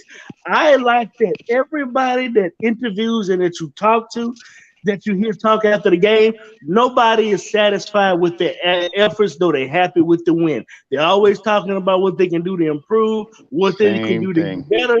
So, man, look, man, as Knicks fans, I can sit back at the game and just micro-analyze every little bitty thing that's going on with the Knicks, but it ain't about that right now, man. They're on a positive trajectory right now, man. Let's just ride the wave and just see the journey of how these individuals grow and develop and see how they get better, you know, over the course of the season. It's still preseason, guys. Yeah, everybody's not going to have an A+ game every game. You know, so because you can look at one game and say, oh man, I don't see what value this person bring, and then the next 2 or 3 games, you'll be like, well, where did that come from? Well, you ain't giving them a chance. You're looking at one game, few plays they messed up on, and we're ready to jump off the cliff. Don't do that. You know, if they go on a string of losing and they just not living up to par, then you can give. You know, a lot of those things. But man, this is a positive time, man. I'm happy about what's going on. Yeah, there's some things to fix and correct, even on the defensive end, even on the offensive end. But I love the team ball that they playing. And I can't ask for much more. I just want them to build off of that and just play for each other. But that's all I got to say, man. I really wanted that link down. I was hoping my man Sim was gonna be able to get on, but I do understand that he was on the road. Safe travel, Sim. Yeah, facts. But yeah, man, I'm on the optimistic train right now. Yo, at least for the first 2 games, anyway, God. You know what I mean? It's like no need for no feelings and emotions getting away of 2 good wins. Let's not kind of speak with our heart as well. Speak with the numbers. The Knicks are 2-0. They locking cats down on defense. The team is playing good shot powers. They moving the ball. And even like I said, nothing's perfect. We know that already. But man, these cats have put in the effort. That they play a defense like they played in Summer League. And now you know what we said. If the Knicks come into the regular season and playing defense like they played in Summer League, it's going to be a problem. Because now they don't have a good scoring night. They defense kept them in the game. And having somebody like Brunson, Shot Powell, and Tim, you got a closer in there. You got guys who you can get the ball to. RJ shooting the ball pretty well. You know, Julius is Julius. And with the acquisition of Brunson, at least I think that you got a chance to say, if we tied 93-93, we got a cat who can get us buckets. And if you sleep and you put Fournier in the corner and you collapse on the defense, and he wide open in the corner with a 3 the way he shot the ball last year. So, you know, it's tough. It's a tough team to deal with to me. I'm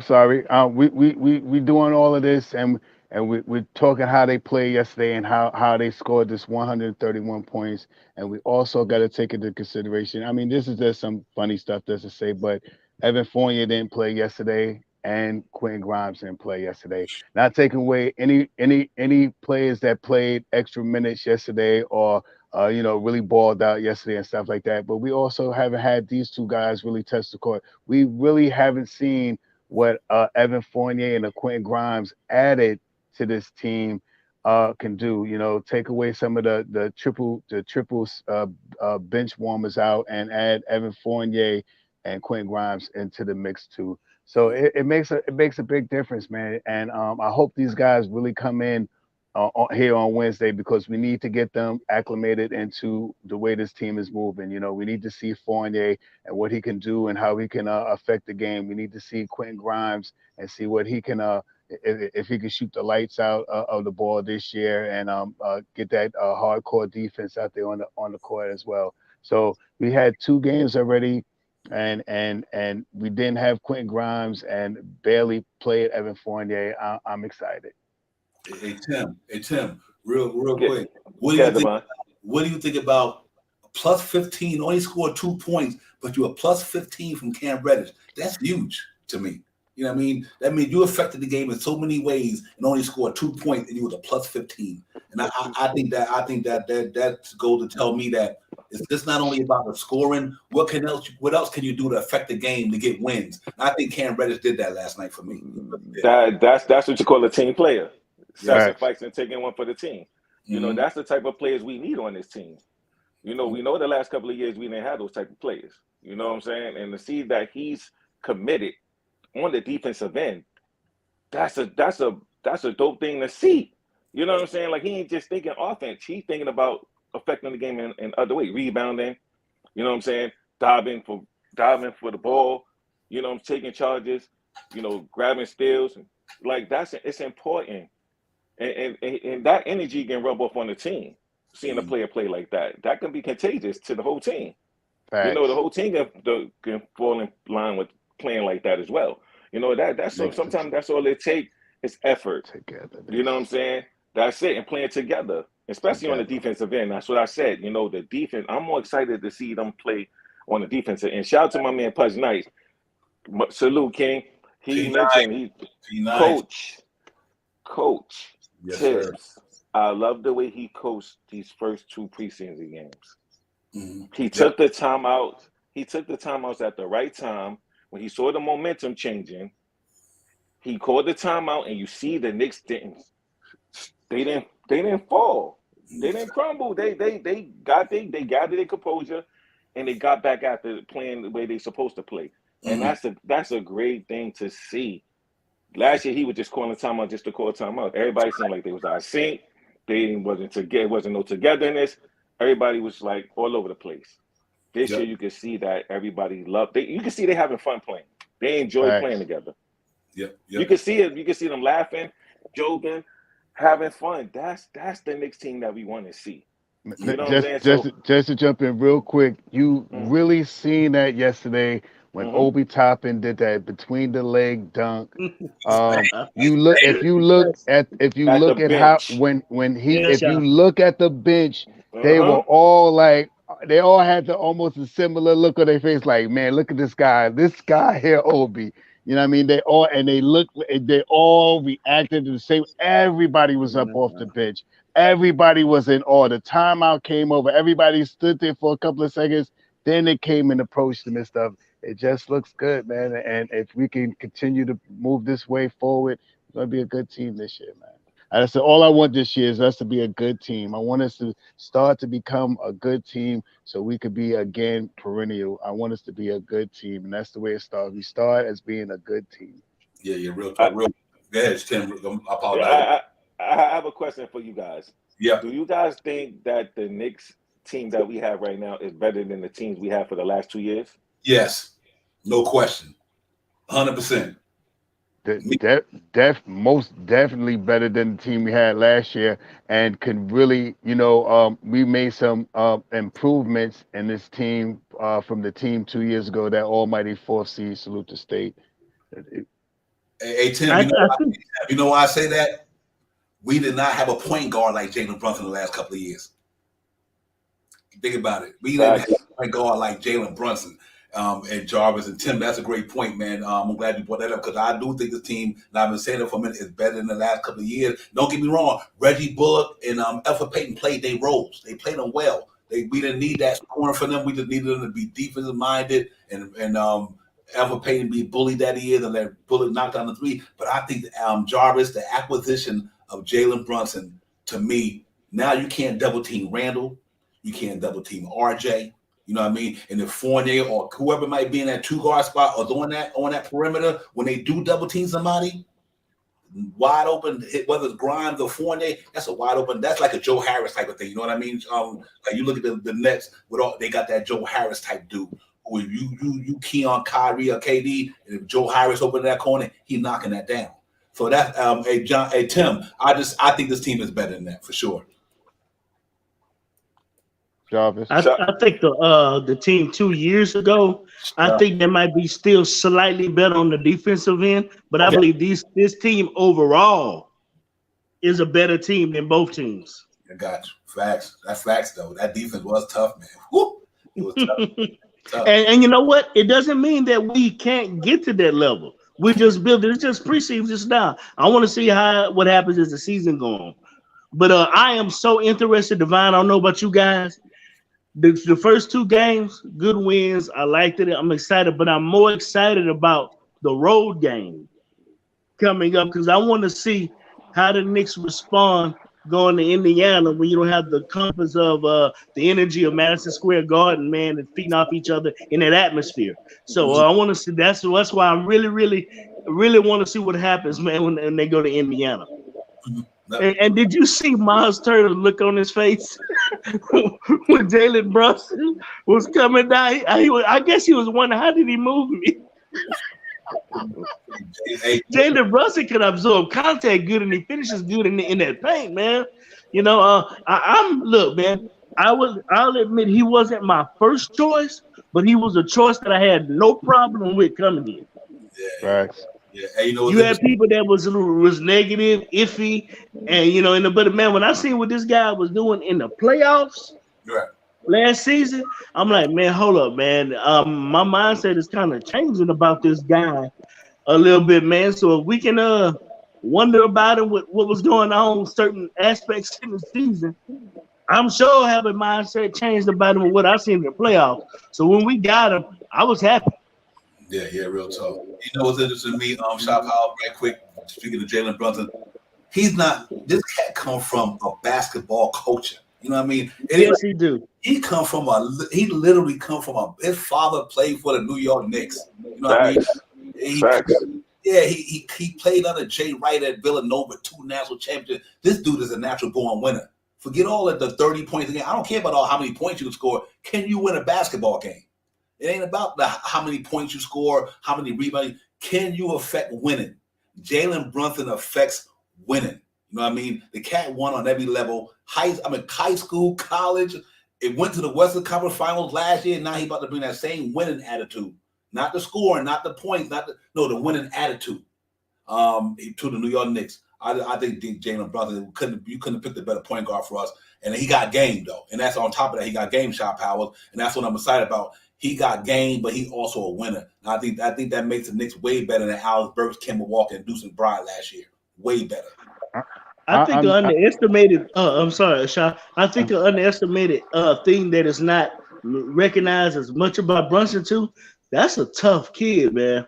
He got some toughness about himself, and I like it. Yeah, he do. Yeah, he do. This is the one thing that we all been waiting for to see is a real true point guard that can score. And this guy also is a big time shot maker, something that we missed last year, desperately last year. So him coming out here, him getting the ball in we haven't seen it yet, but seeing what he could do at the end of games and stuff like that. It was one game, I think it was the first game that they played.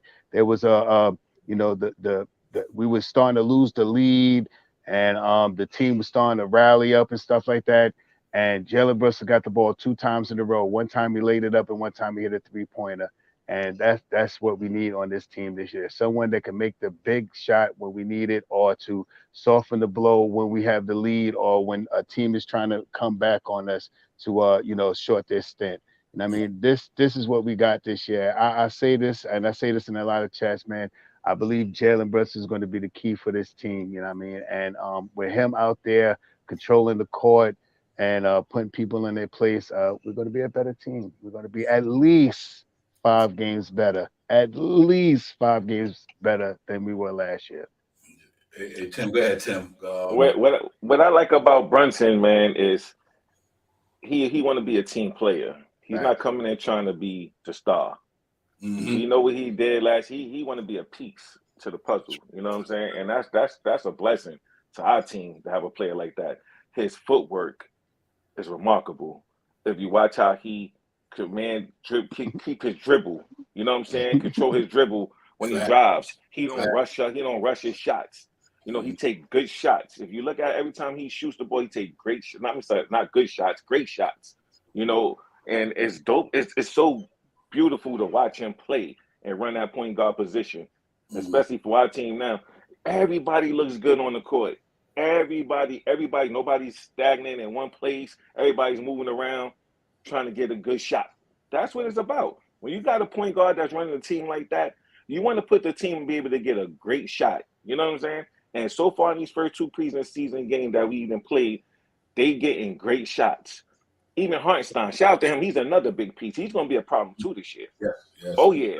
Once he get more comfortable as well, he's going to be a problem. His upside way better than Noel's. Nerlens. Let's keep it 100 right now. Right. He's going to do more than what Noel was able to do for us. I can see it already. You know what I'm saying? Even though it's preseason, but when the regular season comes, he's going to be crucial for our team as well. And we can't forget Sims. We got a 3-headed monster in the middle. Facts. That's you can't sleep on Sims. 18 fouls. 18 fouls. That's right. We can't sleep on Sims neither. Like the Embiids and them boys and Rudy Gobert and all them. Y'all better be, we got some bodies to throw at y'all big dudes. You know what I'm saying? So it ain't gonna be easy coming in the Garden this year at all. This team is totally different. Y'all not gonna come in there like the last couple of years thinking everything is sweet. It ain't happening. I don't think this team is totally different. These dudes got a point to prove to the league. Like RJ said, he said we're gonna shock the world. I believe him. I believe that. I'm with you. I believe him. I believe it. I'm with he you. ain't saying that just to be saying. If he's been putting in the work in the gym the way he supposed to and say he was, but I believe him because it's showing right now. You see his 3-point shot. Oh my! It looks so sweet. The shots he's taken in the last couple of years, you can see like he was kind of rushing his shot. If you look at these couple of games that he's been playing, these preseason games, he's taking great shots, and it looks so sweet to release and in rhythm. Mm-hmm. You know what I'm saying? So I'm excited, man. I'm just. Yep. Hey, Tim, real talk. Shop Howell and Jarvis, real talk to me. It's what, and it's just preseason too. I mean, this is just working out kinks. You know what I mean? You know, it's work. Right. It's about learning who your players, who you can run with, who you comfortable with on the court. We kind of know what the starting five is. So it's not, like I said earlier, it's not about wins and losses. I couldn't have cared the Knicks went 0-4 in the preseason. But long as I seen what this team is capable of doing and what they're going to do. You know what I mean? And I think the way they're playing right now, they are a deep team. They are a very deep team. So if somebody go down, the Knicks will hold it down for a couple of months or 3 months with the team they got. Even if Randall go down, you know Obi can come in there, right, and give you some of Randall's number the way he's playing hypothetically, and you know Cam Reddish or Jericho Sims, who was bringing the ball up like a point guard the other night. Jericho Sims running up and down the court off the rebound like behind his back. Right. That's talent. So I do think, like you said, Tim, that center spot is locked in. That point guard spot is locked in. And let's not forget, Jalen Brunson is one of the best point guards the Knicks had in 20 years. That's facts. That's facts. Why you think the Knicks has been so atrocious the last 10 years? They didn't have a point guard, period. Right. They did not have a point guard. That's why the Knicks been abysmal. You know what I mean? So now you get a point guard and it's starting to show. This kid causes double teams. He's a savant with the basketball, you know, and listen, it's not about individual defense anyway. It's about team defense. Right. That's what it's about. No, it's not about individual defense. Can your team play good defense with Mitchell Robinson, R.J. Barrett, whether it's Quentin Grimes or Cam Reddish or Randall, when they've put in the effort, that's a good defensive team. So I don't worry about Jalen Brunson, but he's doing what Kyle Lowry do. He's doing what Kemba Walker do. They good at taking charges. That's defense. So he might not be a one-on-one player to stop you, man up, but his defense is still good because you know why? He's taking charges in the lane, just like Lowry, just taking charges in the lane, just like Kemba Walker and all these other guys. So there's many ways to affect the defense end of the basketball without being up in the man's face. Like last night, that's why Cam Reddish was plus 15. He was getting in the passing lane, taking shots out the air from passes, getting out on a break, creating transition. That's what I like about these guys, man. Tibbs got these guys playing that 2021-22 defense to me. Our 2021 defense. And I think that's why I like the way the team going, Jarvis, because I think they're really putting a good effort in on the defense end. And I think that defense win championships. If you lock a cat down, you got a chance to win. Because even if your offense ain't going good, but you lock them other cats down, you still in the ball game. I mean, you got your defense to lean on. And that's what keeps you in the game. Yep, you know, that's what keeps you in the game, the defense, you know. And you know another thing, the excitement. We got excitement back in the Garden. Yes. So you see the players that we got players that brings excitement. Mm-hmm. If it ain't Obi quickly, we got some players that's going to get up and down the court and bring some excitement to our stadium. You know what I'm saying? That's what's missing. And we got the most passionate fans in the world. You know that. And we deserve to have those type of players on our team. You know what I'm saying? And I know a lot of teams who've been watching the highlights. I know they watch Obi, they seen them. I know a lot of players been watching, and a lot of superstars as well. So don't be surprised if a lot of these superstars are starting to think like, they looking kind of exciting over there. You know what I'm saying? Them boys don't look like the same old Knicks. Mm-hmm. I might think about contemplating and might want to go there. And I'm just going to say this spot, pass it off. It's one player that I see that's perfect for this team. Perfect for this team. I just want to say, I'm gonna tell. Let me say it real quick. Hold on, I'm gonna say Kawhi Leonard.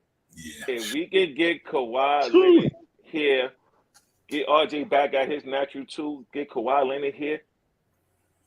Yeah, it's over. It's over. I'm telling you, that's the missing piece. That's the missing piece. He's a team player. He don't care about the spotlight. He goes out there and ball. He do everything it takes for the team to win. If we can find some way to get him on this team, I'm telling you, we're going to win the championship. I'm telling you.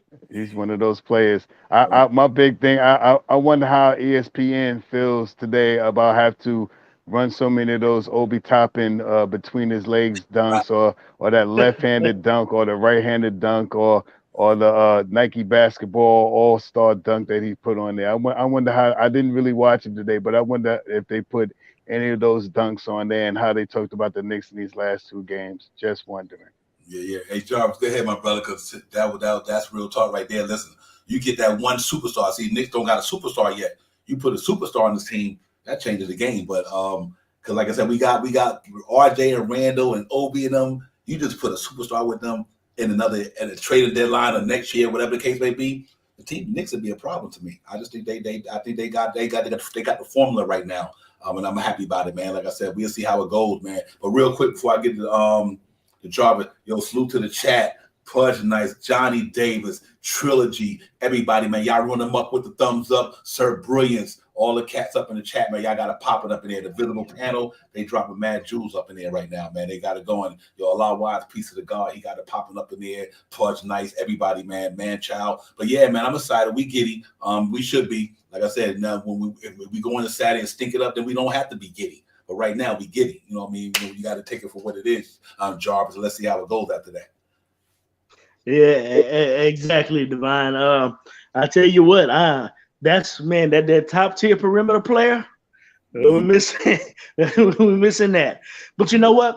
This is all about, you know what? And because of us not rebuilding properly, we kind of put us a little bit behind the curve to where we at now. We'd have been like a year or two ahead if we'd have did this 2 or 3 years ago.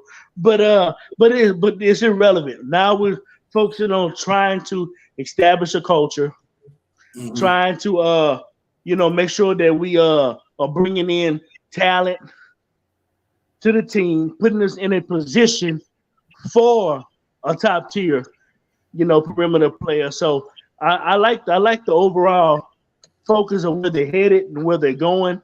I believe you got a big upside going, and I don't think we're gonna have to. I don't think we're gonna have to wait no more than 2 years. Be honest with you. I believe by 2 years, I believe we'll have that.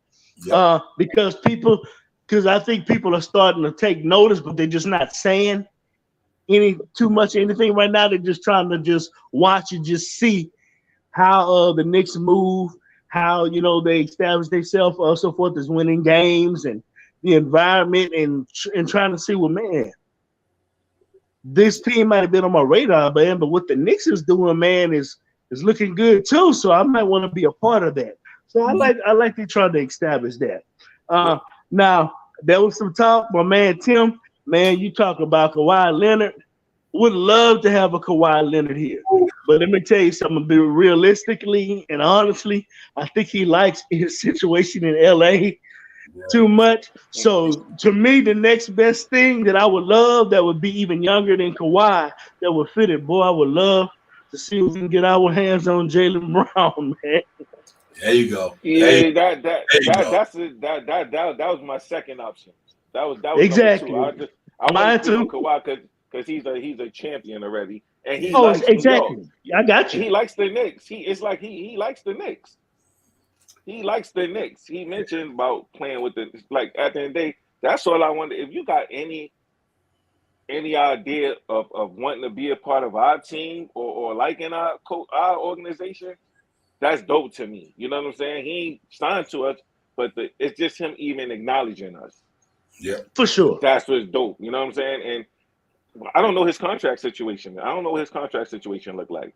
But at the end of the day, I'm sure he's up for a contract coming up soon. I don't know if at the end of the year or what. A free agent. And if the Clippers don't do nothing this year, I'm sure he's not going to want to stay there. Mm-hmm. This is the year for them to get it right this year and try to win the chip. They got Wall, they got George, healthy George. They got a team over there.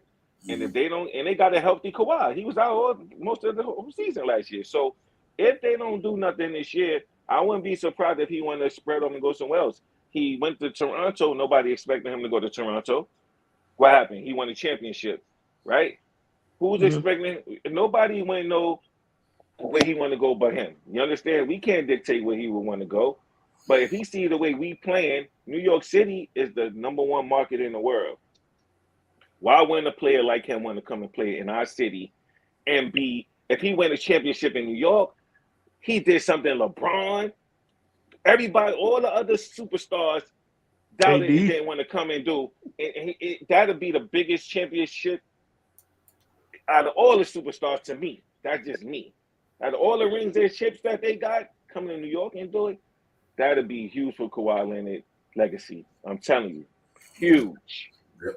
Hey, I'll tell you one thing, Tim. That Jalen Brown boy, Jalen Brunson, Jalen Brown, RJ, Randall, and Mitchell Robinson. If we could get Jalen Brown here, that's another one. That's another one. Defense is bananas. Literally, Jalen Brown and him and Mitchell Robinson. You got somebody in him and RJ and oh my God, that defense on the perimeter and the interior be pretty impressive. So and we got the assets to do it. We got the we got the assets to do. We got the currency to do it. We got. Listen. Boston said, listen, instead of giving Jalen Brown $200 million or $180 million, why don't I just get in them, bite the bullet, take Evan Fournier $18 million expiring that year. He played in Boston. Give him whoever else want to go with it and give him some picks because they know if they don't do it, they're going to lose them. So if you don't sign them, you lose them. So if they don't feel like they can really sign them, especially after the Ime Udoka situation, who knows who want to be where. But hypothetically, if you do get Jalen Brown in New York, oh my God, at the 2 spot with RJ and oh my goodness, bro, that's a wrap right there, man. That defense is pretty special. Shop Howard, I don't think you can even sleep on that Jalen Brunson and Jalen Brown thing. Like I said, we know Jason Tatum is that dude there. Don't get me wrong. We know game, and that's what you want when you got guys like Jalen Brown, Jalen Brunson. If Tatum ain't got it going, you got that second player who can do what he do. But that so it's good to have cats, man. It's good to have them. And we know that's Tatum's team. Jalen Brunson, nice. But to Boston, that's Tatum's team. Tatum is legit. He's legit. You can't say anything about it. But but man, Jalen Brunson in New York with them cats, man. I switch him and Randall straight up right now and let Obi Toppin play. I strip him straight up. That's a perfect trade right there. Yes, sir. Perfect swap. Ooh, perfect swap. I kind of like that, Divine. Yeah, perfect because Obi's the future. Obi's the future. So if you look at it, you trading him and bringing Jalen for that 3, put him into 3, and St. Julius out there as a power forward, which they need. I think that's a even swap. Even swap, and if you want to throw in some picks or whatever. But if you want to throw in a first round pick, you don't have to throw one in. And even throw in a Cam Reddish or somebody or McBride. You know what I'm saying? And throw them in. And look, you got a done deal. So I don't know, man. I'm excited where this team is headed. It's really headed. Yeah. Oh my God! Look what Sim gonna put up here. Oh my God! Sim, why you teasing me like that, man? Oh my goodness! Much as I like Brandon Ingram. That would have been my third option, Sim. For real, I ain't gonna lie. He was my third option. Look, it's the atmosphere tonight. He was definitely my third option. For real, I ain't gonna lie. He was my third option. Yep. That's eating right. That's eating right there. Yeah. Brunson, Bradley, three. Even 3. Oh my God, man, that's eating. Man, the chat is where it's at, Sim, man. You got me amped up right here. I need to call my man Dave Griffin. What's his name? Griffin, the general manager. Come on, man. What you gonna do with this dude? Yeah, man. Real talk, man. That was a good one right there. He's that guy that I seen his maturation just go to another level. Even when he's with the Lakers, I don't think about the guy the Lakers even traded. You got rid of him. Lonzo, okay with the injury, forget about it. But Julius was there, Kyle Kuzma. But that's the one you let go. I think you just screwed your whole organ. You got LeBron, you want to chip though. But can you imagine BI up in this piece? Oh my goodness. Wow. But question, who will we trade? Who will we give up to bring in a brand? This for all you guys on the panel right now. Who would you give up? Julius Randle 4 day and 4 picks. For Ingram. I'll go Julius Randle. I'll go Evan Fournier because it still makes them relevant. And I'll give whatever picks they want. I personally. So Julius to come off the bench? Remember, him and Zion, they play the same position. So it's like, that would be a little bit unless they find a way to do the positionless thing. Because that's what I seen last year with what's his name? What's my guy named? Jared Allen, Evan Mobley, and Laurie Marketing. After I seen that lineup last year, it's positionless basketball. Throwing wherever. Them cats had 3 7-footers starting in their team last year. I think Julius Randle has slimmed down so much. Like Sim said earlier, I think Sim put it out in the chat. That's why I want to see Julius Randle and Obi Toppin. You could move Julius Randle to the 3. You know what I mean? Because he's that in shape. He slimmed down. Yeah, he slimmed down. Yeah, he slimmed down a lot, you know. So that's why I like what Sim said, Obi Toppin and Julius Randle. I think the Knicks should have did that. You can't tell me Obi Toppin and Julius Randle is better than Obi and Fournier. You could put RJ at the 2, put Obi Toppin and Julius Randle in that game. That's way better than Fournier and them. So I think that's what I would do, Tim. I would have to say maybe they try to slide them down to the 3. But man, you got Valanciunas, what's his name? Zion, Randall, CJ McCollum, and who's a point guard down in New Orleans right now? Graham or one of them cats. I think, and then you got Fournier coming off the bench knocking down threes. They'd be pretty legit in the East, in the West. They'd be pretty legit in the West. That's a good one right there, man. Brandon Ingram, you done shook the chat up, bro. So, you know, shook it up with that. Cause I've been wanting that cat to come here from Kingston. I'm in Kingston, North Carolina, right here. You know, not too far from the you know, from New York, right down the coast, man. That's a good, but that's a good position. Hey, Tim and Jarvis, believe it or not, the Knicks are in a position like that, though. They really are. Yeah, they're in a position, and I'm with the brother, excuse my man, the professor, you know, Elton Lee. Elton Lee said 2023-24. I believe that. I think the way this built, they could bring in one in 2023-24.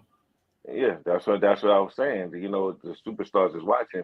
I think they would, if they were to look at, I think they should go after, like, they should send like Evan Fournier, either quickly or Cam, because they're gonna want somebody. They're gonna want some excitement. You know what I'm saying? So we have to give up quickly in it as well, or Cam or McBride. You know what I'm saying? Because at the end of the day, they're looking for pieces towards the build, continue to build for the future with Zion. You know what I'm saying? And maybe a couple of draft picks. But they definitely, if they don't want quickly, I can see them sending Evan or Cam, right? And maybe a couple of draft picks. You know what I'm saying? Maybe three number ones for Evan for Ingram. I think that'll be a dope right trade to go after. You know what I'm saying? Because we got the draft picks. While we holding on to them, we gonna make a splash. We might as well just go out, and I'm sure New Orleans ain't gonna want too much. You know, as long as they get something back. You get a sniper like Fournier and Cam, who plays defense and still got a huge upside, you know what I'm saying, and give up a couple of draft picks to bring him, that's an even kill right there. Yeah, even swap. Yeah, and listen, real quick, to Sherwin, we know this is not going to happen, bro. It ain't Homer talk. Like Sim said, Sim said, we won't get him. They building in on, but I like Brandon Ingram. We know the Knicks is not going to do that, Sherwin. But at the same time, we're going to also kind of think what it could be if that happened. We know this is not going to happen. We not naive. Come on. Nobody said it was going to. Nobody said there was talks about it happening or anything like that. We just going by the position that we desperately need right now, which is a small forward, right? Because RJ is really not a 3. You know what I'm saying? He's really naturally a 2. You know what I'm saying? Yeah, he could pull it off and play 3, but I want to see him back at his natural position. And that 3 is wide open. You know what I'm saying? So we just going off of the options that we think that would be good. We mentioned Kawhi, we mentioned Jalen Brown, now we mentioned Ingram. You know what I'm saying? Now the 4th person I could throw out there real quick is the dude from Toronto. Is his name or something He's another one that's underrated. You know what I'm saying? And Cabal. Yeah. You know which one you talking about, Tim? You talking about Sadiq Bey? No, the dude from Toronto. Abanabi, I think that's his name. Number 3. Yeah, he's kind of nice. Okay. He got the length. He plays defense, and he can score. You know what I'm saying? He's not no scrub. So that was my 4th option. So you know what I mean? I'm just like, wow. You know, we got options, man. You know, look. Hey Tim, real quick, I'm glad you brought that up because when I dropped my intro to my song later on in the chat, about my promo to the show. But here's my last couple of bars.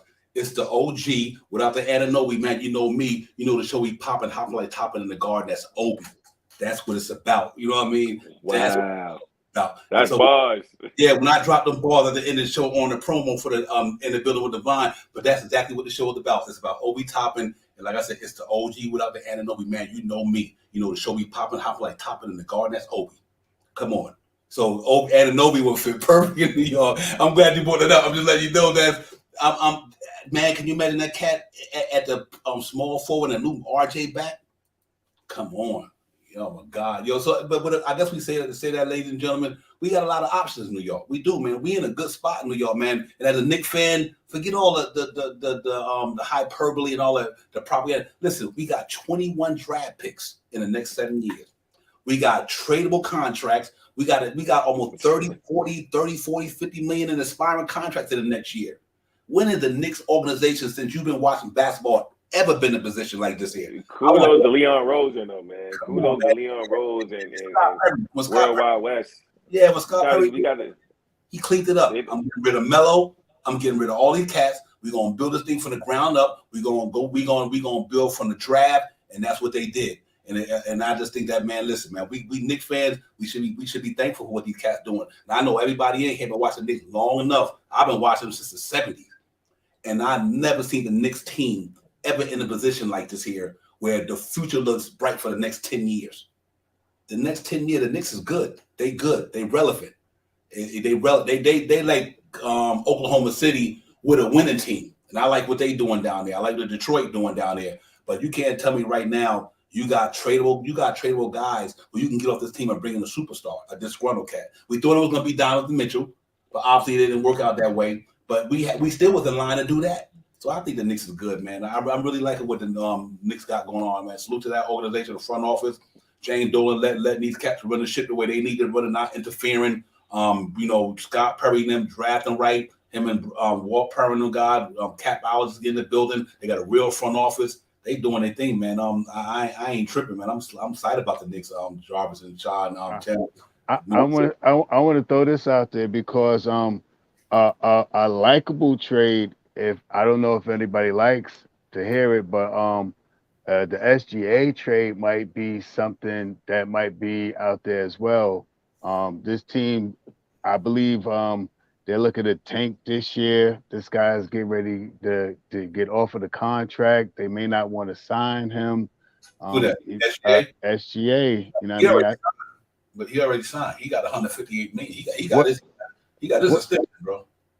He got this extension last year?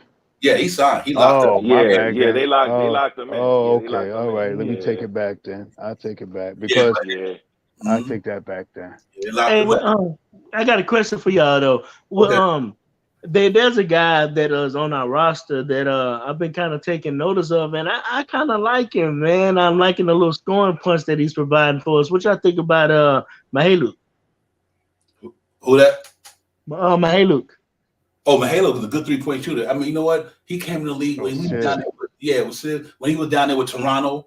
I mean, he was knocking them down in Toronto, man. He got a good 3-point shot. See, that's what I was saying, guys. When I think about now, I keep bringing this up for this reason. Quentin Grimes, Mihailuk, and all the guys, they do what Evan Fournier do for almost $16 million less, $17 million less. They give you that same 3-point shot. Snipers, right? Snipers. That's the only thing I keep bringing up the Evan Fournier thing. For $18 million, when you got guys who can shoot down that, so you go get a guy for $18 million who can play both sides of the ball. I mean, literally play both sides of the ball. That makes Knicks a better team. So it's not about, to me, but Mihailuk, to get back to your question, Jarvis, I think he brings a dimension that the Knicks need. They always need shooting because he's a 3-point shooting lead. But I do think that to me, he makes Evan Fournier. I thought Quentin Grimes made Evan Fournier expendable. I take $2 million who can shoot 38%. Fournier shot 39% at $18 million. Quentin Grimes shot 38.9% at $2 million. And play better defense. That's why I always thought that, you know what? You can get him up out of here. You got the Mihailuk, like you said. You got Quentin Grimes. You got quickly at that 2-guard spot. Can you imagine what the Knicks could do with that $18 million and go get a legitimate dude who could help that team take a step? I think that's what's going to wind up being. I think after I watched that game last night, guys, that let me know what Evan Fournier was about to me already. the Knicks they scored 131 without Evan Fournier last night. Sure did. Yeah, so And you know what? And Grimes haven't even gotten to the And occasion yet. Grimes. I'm really anxious to see how he's looking with this lineup. That's just the person that's left. I'm just waiting to see Grimes. Mm-hmm. Yep. Yeah. Is he going to be able to play Wednesday? Anybody know if he's able to play Wednesday? I hope not. I don't know. Leave him out. Just leave him out. You don't need him. You don't need him. Get healthy. I don't even think they need him right now. The way Knicks. Yeah, I wouldn't even try him until if he's ready until the regular season first game. Facts. Yeah. You don't need Let him. Let him stay. Continue to get healthy. You know what I'm saying? It's important. We gonna need him, and we want to see how the whole team gel. The whole team. If everybody can get on the same page and click at the same time, this is gonna be a scary team. Like RJ said it. Look, everybody talking about Donovan Mitchell. RJ taking that personal. He taking that personal. I'm telling you right now. A lot of Knicks fans, they say, but he's taking that personal, and he got a point to prove to the league this year. I'm telling you, he's going to play. He's playing like a madman possessed right now. I'm telling you, he's going to come out playing angry because a lot of people doubt him. You know what I'm saying? They don't think that he was like he deserved to get the contract that we gave him. You know what I'm saying? He took less. He could have waited and got more. So he pretty much gave us the home discount. We got the home discount. You know what I'm saying? He loved the play. So he's like, you know what? It's really not about the money. As long as they pay me well enough where I could be able to provide for me and my family, I'm okay with that. I don't need to get the extra because at the day, he's in the number one market in the world. So he's going to get his money regardless. You know what I'm saying? So there's a lot of other ways for him to get his money. You know, we know that. So, you know, look, a lot of these haters that have been jumping off the bandwagon, you know, ain't no more room for you to come back on. You know what I'm saying? Stay where you at because at the end of the day, nobody believed in Leon Rose. Nobody believed in that front office, man. A lot of people was tearing that man down because he didn't go after Donovan Mitchell and give up all his draft picks. I know we all wanted that. We all wanted that superstar. You know what I'm saying? Yeah. But we didn't get him. So what? You're not a Knicks fan? Are you still gonna be a Knicks fan because we didn't get the superstar that you want? Are you gonna be a Knicks fan? Right. You know what I'm saying? Like that's what pissing me off with these bipolar Knicks fans. You know what I'm saying? Like either you're gonna ride or die and go through the hard times with us. Because when we win that championship, you're gonna want to be at that parade. I'm telling you. I'm sure that parade is gonna be crazy. Great. I'm from New York. You know what I'm saying? I'm from the Bronx. So at the end of the day, I know for a fact. Yeah. All you podcasters, everybody that's a part of the podcast world is going to be at New York City. I'm when there. the Knicks win that championship. I'm telling you right now, that's going to be a weekend. We got to set that up. It's going to be a party weekend. I'm telling you. I'm talking about. Everybody got to come together. Yo, we got to do something. That got to be real big. Big.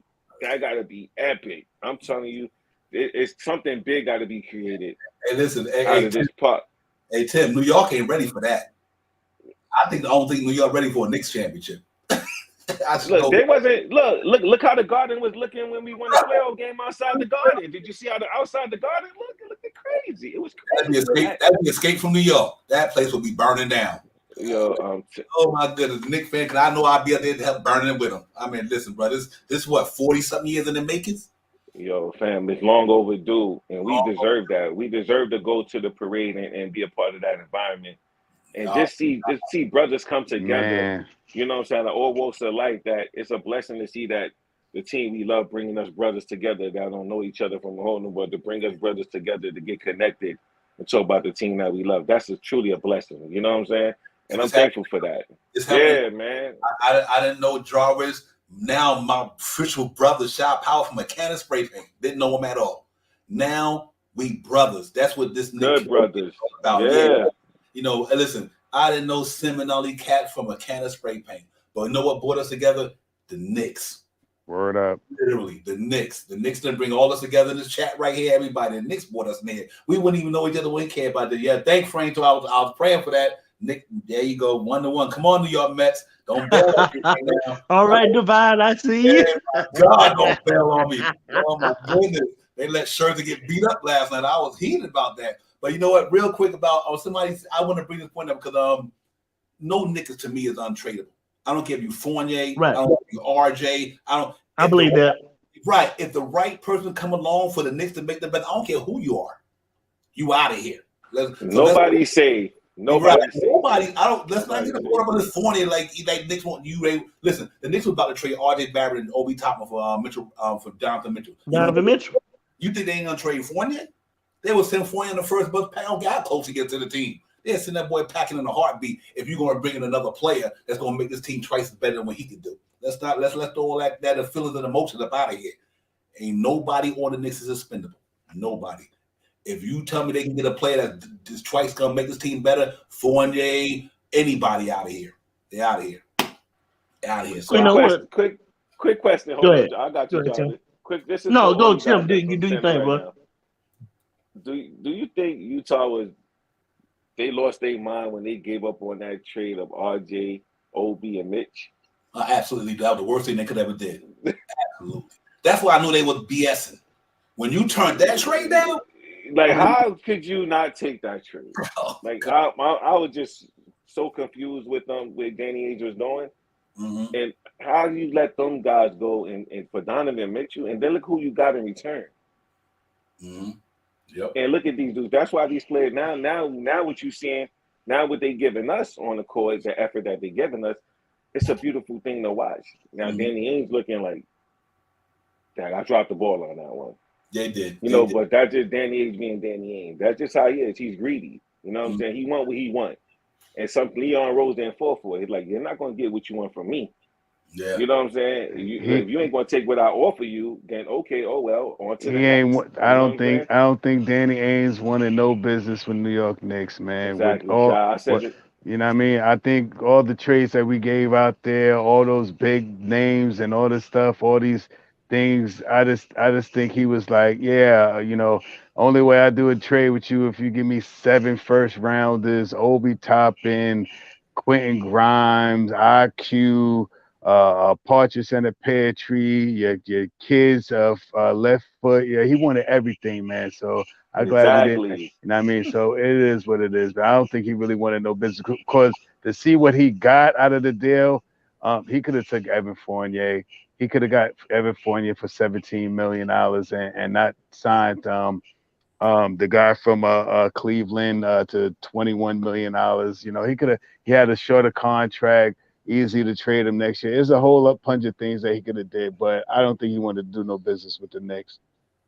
Yeah, the best move is no move sometimes. Yeah. Best move, and I think Leon Rose, him and that organization stuck to their gun. Like, listen, we want you, but you ain't fleecing us. And I'm glad it didn't happen. And I'm not saying it wouldn't have happened, but I think that I'm glad it didn't happen. I like this team, guys. I really do, man. Real talk. I'm excited about what Tom Thibodeau got going on here. It's a big year for him. Every one of them players that coach knows this is a big year for all of them. If we don't get it right this year, everybody probably flying. You know what I mean? They didn't bring Jalen Brunson in for $25 million. They didn't give RJ almost $30 million with the centers, obviously. They didn't give Julius Randle the money they gave him to be a tanking team. They didn't give Mitchell Robinson almost $60 million to be bottom feeders. They didn't do that. So they built this team to compete. Let me reiterate what I'm saying. The Knicks is going to compete. They didn't build this team to be 39 wins, 31 wins. Nah, come on, guys. Why would you even do that to win 39 games? You could have kept players at $10 million to win 31 games, 37 games. The Knicks built this team to go far. And they started by giving Randall his money. They gave RJ his money. They wanted the point guard they need. They gave him his money, over $25 million. You want a team with a $100 million payroll in the start lineup to win 39 games? You got to be kidding me. Why would they even do it? That's not even mathematically smart from an organizational standpoint, from a business standpoint. That's not even savvy business wise. And I'm a business guy. That's not even savvy. You're not bringing in $100 million with 4 players in your starting lineup to win 37 games. Come on, you're not doing that. That's blasphemy. That's why you got to say, listen, all the Knicks got to do is hold Grimes or Fournier in that starting lineup, pop, and then hope Cam Reddish and Obi them do what they're doing. Then you're gonna say, okay, you know what? We had a trading deadline. We got some tradable assets. This cat just came on the market disgruntled. You go get him, they put you at the 4th seed. It's that simple. It's that simple. They built for that. They're not built for nothing else. Now, if I was running the Knicks and you spent $100 million, you want me to win 37 games? I'm firing all you cats. I'm firing all. I could have did that with Alex Burke. I could have did that with Alex, Alfred Payton, and Reggie Bullock. I could have won 39 games with them guys making $10 million, $5 million a piece. So you're gonna spend $100 million. Can't do that. That's not even business savvy. The Knicks is going out there to win. They're gonna try to win. They're gonna try to compete. They're gonna say, you know what? Right when the iron strike hot, if this cat come available, we got Fournier, we got Derrick Rose, we got this cat, we got picks at the trading deadline. They're gonna wind up stopping. If they Knicks is up in that higher echelon, and I'll pass the mic in a minute, they're gonna wind up making a move and they're gonna get somebody. And if not, they're gonna say, you know what? Evan Fournier contract is up next year with a tradable. Derrick Rose contract up. Cam Reddish contract is up. You know what? What free agent on the market we can give him $40 million? So I think that's what we have. I think that's where we at, Tim and Shaw Powell and Jarvis. I think the Knicks right now, they are locked in to go to the playoff. They're not looking at that they ain't doing that, man. That's I don't see that. I can't even see it to save my life. I think that I would be a disappointed Knicks fan if they do that. You spent all this money mediocre. Another scary piece that I forgot about was Derrick Rose. We didn't even mention him. Look, hold on. Look, he was one of the main reasons that we played good in that lockout. I mean, in the COVID season. You know what I'm saying? Mm-hmm. He was the superstar. He was the superstar of our team. He was the MVP of our team. Yes. He was one of the main reasons that took us to the playoffs. If it wasn't for Derrick Rose play with Julius, we wouldn't have made the playoffs. Yeah, with a couple other players as well. But Derrick Rose played a big part in that run. You know what I'm saying? And he got hurt. Even he was playing hurt in the playoff series against Atlanta. He tried. He couldn't do it all on his own. You know what I'm saying? Julius didn't help him, but he was a huge piece. And he looks in great shape. Yeah, that's another piece we got that's experienced. Former MVP, you know what I'm saying? Knows how to play the game. Come on, man. Look, we got something brewing, especially over here on this side. I don't know what people thinking. These people, look, if y'all not optimistic and excited about this season, I don't know. Y'all on the wrong networks, and y'all need to go over there to Brooklyn. You know what I'm saying? Or find another team. For real. Numbers don't lie, bro. I'm gonna leave it at that. The numbers don't lie. They just don't. You know what I mean? I don't know what other way to say it, man. I'm not saying we're gonna go out there and win a championship, but people got to give this team more respect than they're giving them. They really do. You got to sit back and take care of all the variables, Shaw Powell and Jarvis. We have to look at the reason why the Knicks only won 37 games last year with missing all them pieces, key pieces, not backup guys who not even in the rotation. The Knicks lost 3 players in that team last year that was legitimately important rotation players. Legitimate. When I say legitimate, Derrick Rose, Nerlens Noel, and Kemba Walker was the vision that we had to win 50 games last year. Am I right or wrong? Some of us had the Knicks win 50 games last year, right? Yep. I had them winning between 48 and 52 myself. Right. You know, that's the range. That was the range. Them 3 players right there made a big difference because you destroyed it. It was like the Lakers to me. Lakers lost Anthony Davis. LeBron didn't play a lot. Westbrook didn't. So you got Kendrick Nunn. Why do you think the Lakers didn't make the playoffs last year? Not because they weren't talented. The injuries killed them, dude. Wasn't healthy. Yeah, they wasn't healthy. And that's how I feel about the Knicks team, bro. Real talk. I mean, I think I kind of underestimated Divine, like in my thinking, how much of a step back things was going to have. I was expecting more continuity and chemistry with that team, and it just didn't translate. Kemba Walker, I didn't know what I didn't know about Kemba. I knew he had an injury with his knee. I didn't know how bad that knee was. I didn't know it was all like arthritic. Yeah. If I would have known that, I would have been pulling for him not to even make that trade. I didn't even really think he was even an option. I never even thought about Kemba last year until they actually made the trade. And when I see what they got for him, I was like, okay, well, it was a nice little deal. They got for him. It was a good little story. Maybe him and Rose can kind of share little minutes and help each other. But Rose probably help him with rehabbing on his knee and all that. Till I found out it was arthritic. I said, oh, wait a minute. Yeah, it was tough. Tough. Yeah, and then on top of that, Divine, when you have to take away from our bench like we did to try to put them in the starting lineup and stuff like that, the one strength that we really had was the bench play, and that was messed up when D Rose was out. They had to putting Burks in the starting lineup, putting him in a point guard, and then on top of that, this is where I wanted to pluck Tibbs at, telling me this was his best point guard option was Burks. I was like, no, you didn't say that. I was like, man, I understand that, but you know what? Maybe some of these individuals we was ready to kind of push out there just a little bit too soon, but that's what I was thinking. But whenever I heard Tibbs say, Tibbs was alluding to the fact that maybe he should have played some of the younger guys a little bit more. I was like, okay, because that's what we were saying. Right. Mm-hmm. Yep. But yeah, man, I think this year could be different. I don't see us winning just 37 games this year. I'm gonna be honest with you. Now I won't predict and say that we're gonna win 50, but I believe we can at least win what we won 2 years ago when we won 41 games. 42. Yeah. We ought to be able to at least get that. Yeah, at least that. One of the better things that we have this year going for us is having a healthy D Rose, a lighter D Rose, a more active D Rose. That 1-2 punch at that point guard position is going to be awesome for us this year, man. Brunson to D Rose, that's a seamless transitional thing. D Rose doesn't need a lot of minutes. If we want to push D Rose to about 14 to 16 minutes. Let Jalen Rose rock that 32 minutes. We Gucci right there, man.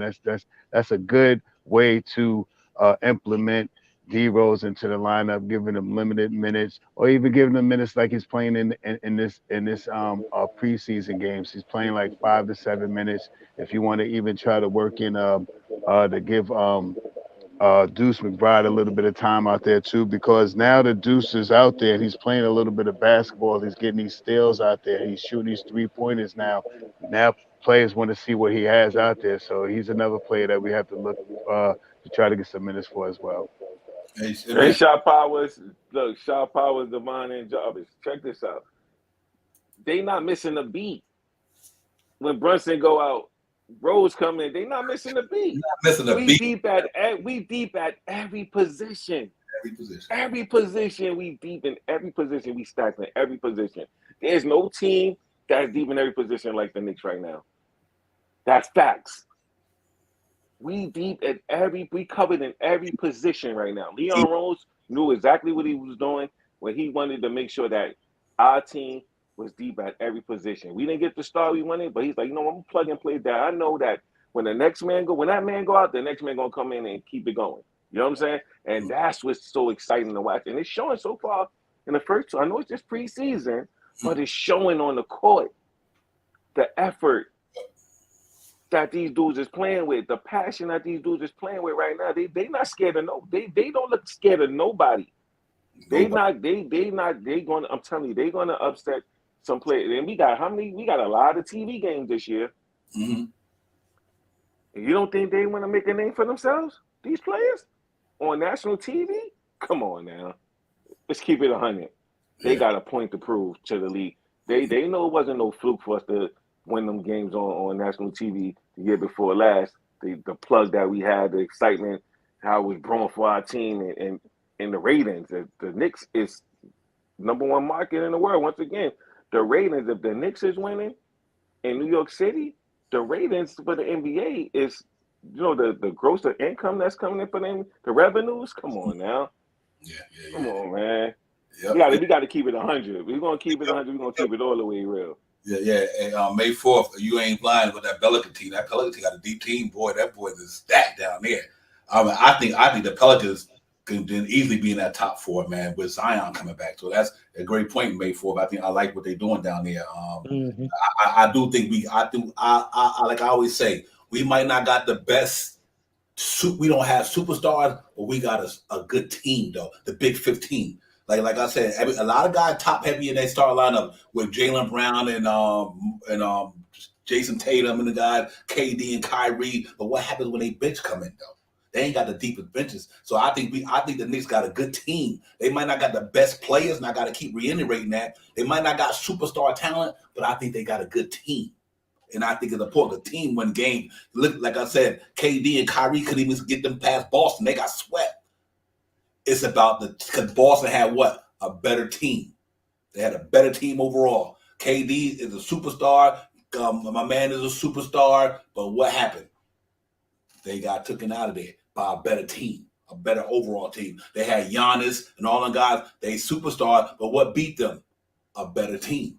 A better team, not just two good talent. Knicks got a good team. I think they got a deep team. So, and that's why I get them. That's why I'm more optimistic. It ain't got nothing to do with being a homer. It ain't got nothing to do with being like we don't know what Knicks. No, the Knicks got a deep team. They just deep. You got guys right now like McBride and Sims might not even get in the rotation. They might not even play. And we were talking about how much we wanted them to play last year. Oh, we want to see McBride. We want to see Sims. They might not even crack the rotation this year. Right. They might not even crack the rotation. Because they that deep. So I like where we going, man. I'm just trying to be optimistic because I'm just trying to look at the numbers and look at the variables compared to last year and the year before. I think we got something going for us this year that we didn't have last year. Health so far. Health. Like Shaw Power said, we're not shooting no 61% from the charity stripe this year. I seen the Knicks lose 10 games last year, literally. Easy. Yeah, easy. Because they shot 50% from the charity stripe in that game. 50%. In league average, probably what, 74, 73? So I see Knicks lose 10 games last year, 12 games, just by bad free throw shooting. And they didn't shoot the ball good from the floor, but I think this year is different with Jalen Brunson. That's why people always say that the East got better. Well, we got better too. People got to stop saying like, oh, the East got better. Well, you know what? The Knicks got better too. So you can't keep saying like, oh, the Knicks not going to be good because the East got better. No, we got better too. So if you picked up that play, we picked up Jalen Brunson. If you picked up that play, we picked up Hartenstein. We got better. They did so, and I think that people got to kill that noise talking about the Knicks saying everybody in the East got better. We got better too. We got a point guard we ain't had in New York in 20 years. Since Stephon Marbury or Derrick Rose in 2018. We got better. So that accounts for something to me. So don't count the Knicks out, y'all. Let's get it popping. Salute to the chat though, man. Real talk, y'all got it going on. To Kerry Cox, Danny, my man. Salute to you, friend. Yes, sir. KZ, Kaiser Sosa. Yeah, Rain Man. Everybody run them up with the thumb. Bugs Nice. Yeah, I already know what it is. Julian Blum. Salute Yeah. to all of them, man. Everybody, man. I got the panel here. Knicks Real Talk. Let's get it. Divine, Shop Powers, Jarvis, and Tim in the building with us, holding it down with the intellect. Everybody, Yes, man. Do here. Knicks Real Talk. No straight facts, no hyperbole. You know, we do what we do, man. But I'm enjoying the show. Everything is good. Salute to my Mets. Yankees gonna be in the building. My Giant. And listen, all you Giant fans, 9:30 tomorrow. Yeah, we got an early game. Early game. London. So all you Giant fans, make sure you get up in the morning at 9:30. Yeah. Watch the Giants. I'm liking what Shaquan and them doing. Boy, if they could beat Aaron Rodgers and them tomorrow, I'm gonna be a happy dude, bro. Real talk. Yeah. I hear you, Divine. That's an easy win. Before we conclude, I want to say, Julian Blum, I seen that comment you made about my Atlanta Braves. It's all good though. Right. It's all good though. You like who you like, and I feel you, man.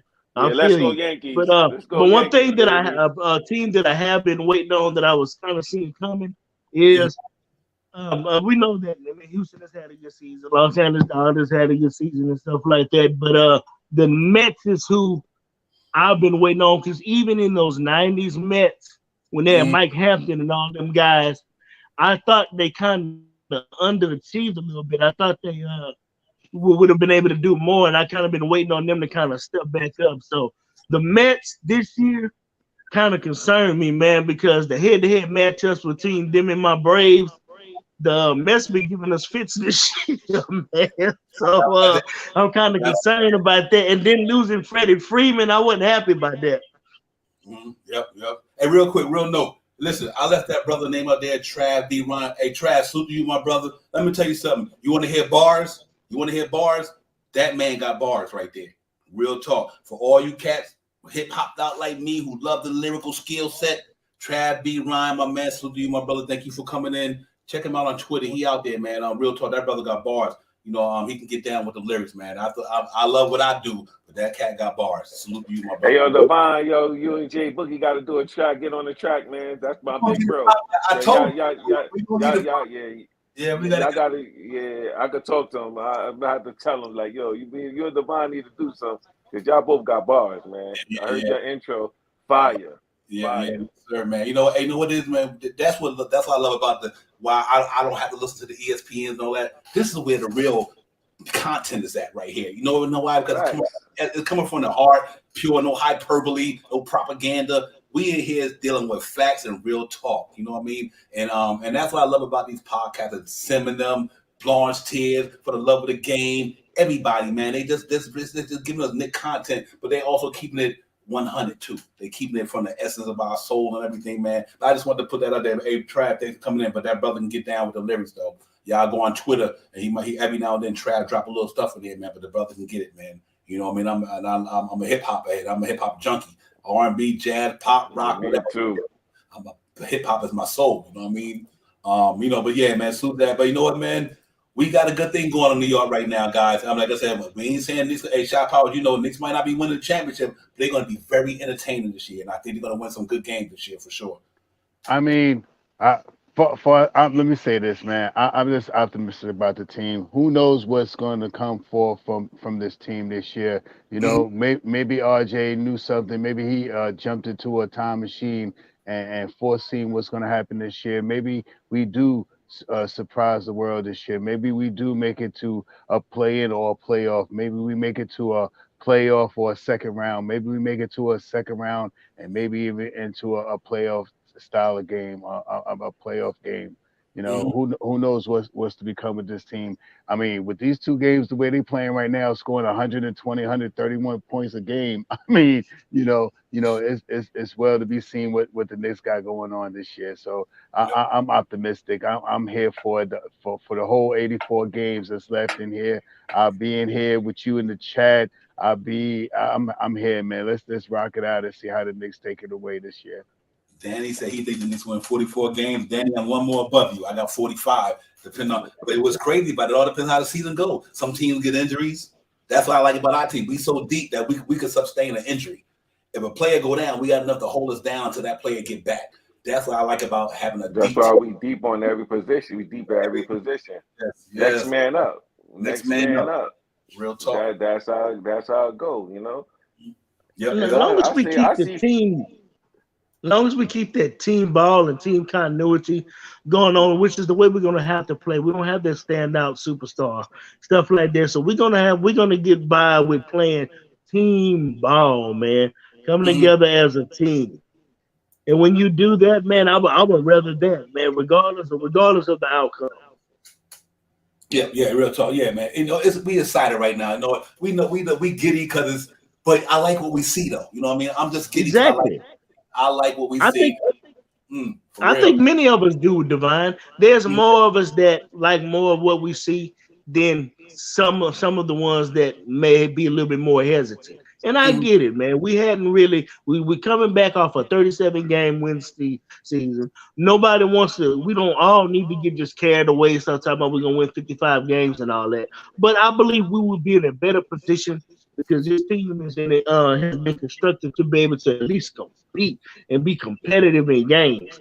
So I believe we're gonna do fairly well, man. I believe we'll do at least around what we did 2 years ago, at least somewhere around there.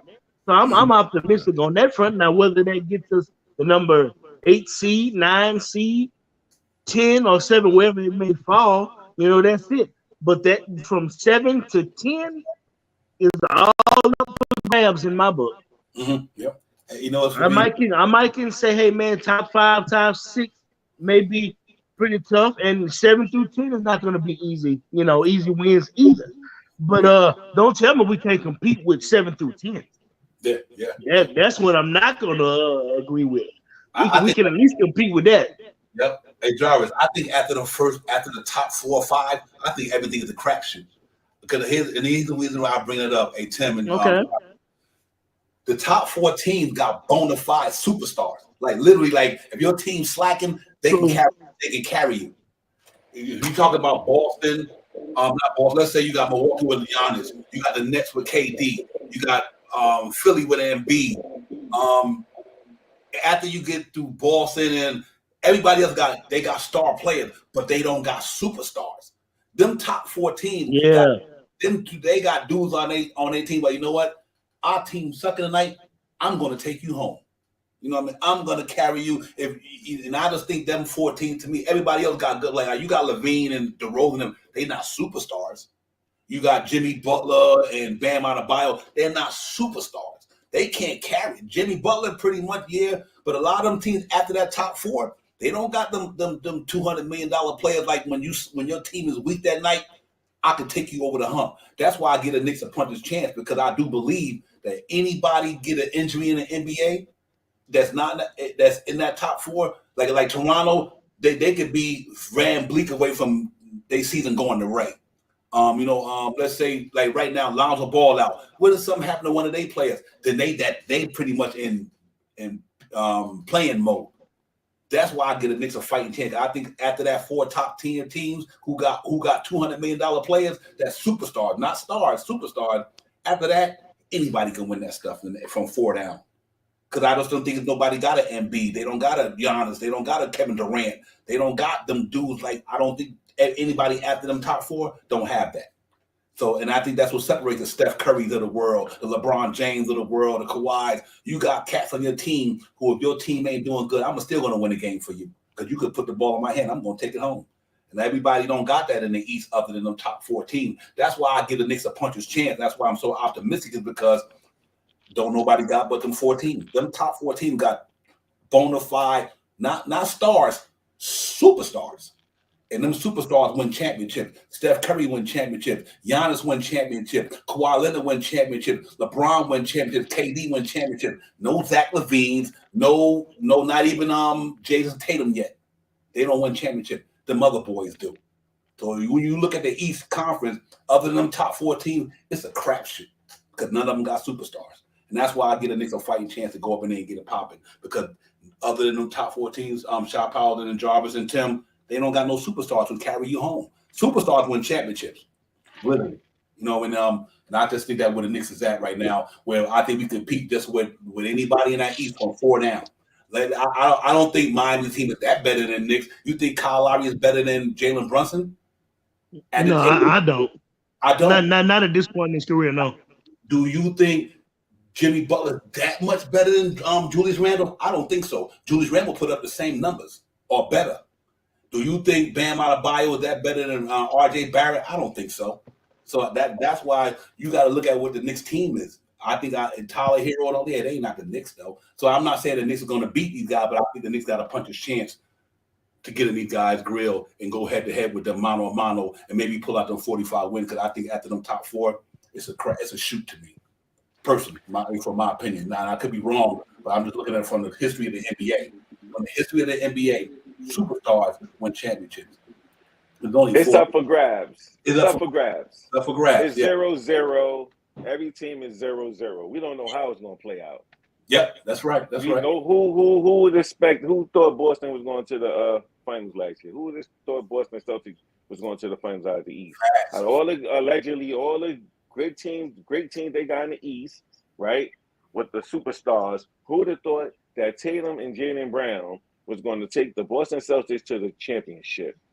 Who's to say that the Knicks can be the Boston Celtics of last year? Who's to say that?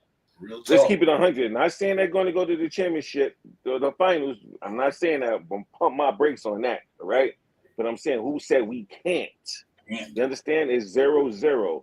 And team chemistry is everything. And if they buy in on the defensive end, playing team defense first, because we know the offensive team they could become. If they lock in on Tom Thibodeau defense, which we know he's a defensive coach. Yeah, it's game over then. It's game on then. I'm with you on that, brother, 100%. It's game on. I wouldn't put nothing past it at all. Nothing past this team we got right now. The first 2 games, I seen the big upside from even the coaching the way Tom Thibodeau is coaching. I don't know if maybe he let his hair grow and the beard he got going on. That's the Maybe, beard. you I'm know what telling saying? you. The beard and the hair is letting his hair grow out of the beard. Got that enhancement going on. Yeah. No, he look different. He don't look like the Thibodeau for 2 years ago. He don't. He looked like a totally different. Like he really sat back and watched the tapes. Right, he watched the tapes. He said he's been watching the tapes all summer. You know, when they in the gym practicing, he's in the office watching tapes. Look, at the end of the day, look, he knows that this is his last chance to get it right. This is his last chance to get it right. And if he don't get it right, I just want to throw this at you brothers right now on the pen. That's on the panel right now. Who would you see be a perfect fit to take Tibbs' place as a coach coming to New York City? If Tibbs don't get it right and we looking for a new coach, who would you guys like to see be the coach of the New York Knicks? You made Doka. Man, see, you took mine, Divine. You took mine. You made Doka, brother. Trust me. Yeah, man. That would be my pick right there for sure. You made Doka. Well, he definitely going to be on a lot of teams' radar once the Celtics cut him, because after that situation, that scandal. But everybody deserves another chance. But that was a good one, Devon. Shot Powers. I'm gonna stay in house, man. I'm gonna go with Jalen Brunson. I mean, Rick Brunson. I'm gonna go with Rick Brunson or Johnny Bryant or Giant Bryant.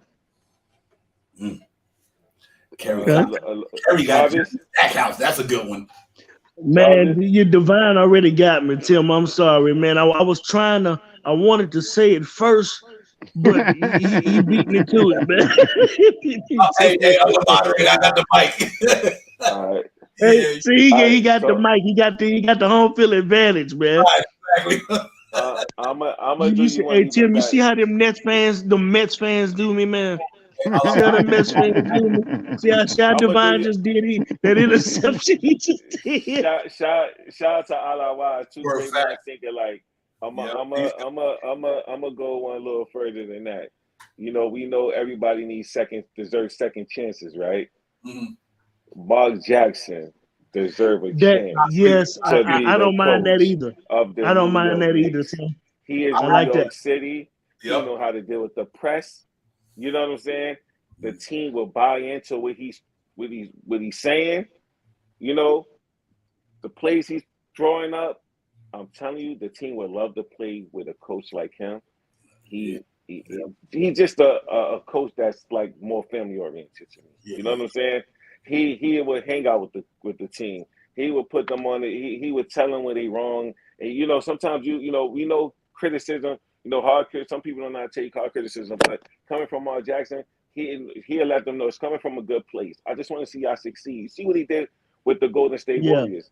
He is the reason why Steve Kerr came in and was able to get those champions. That's all Tom.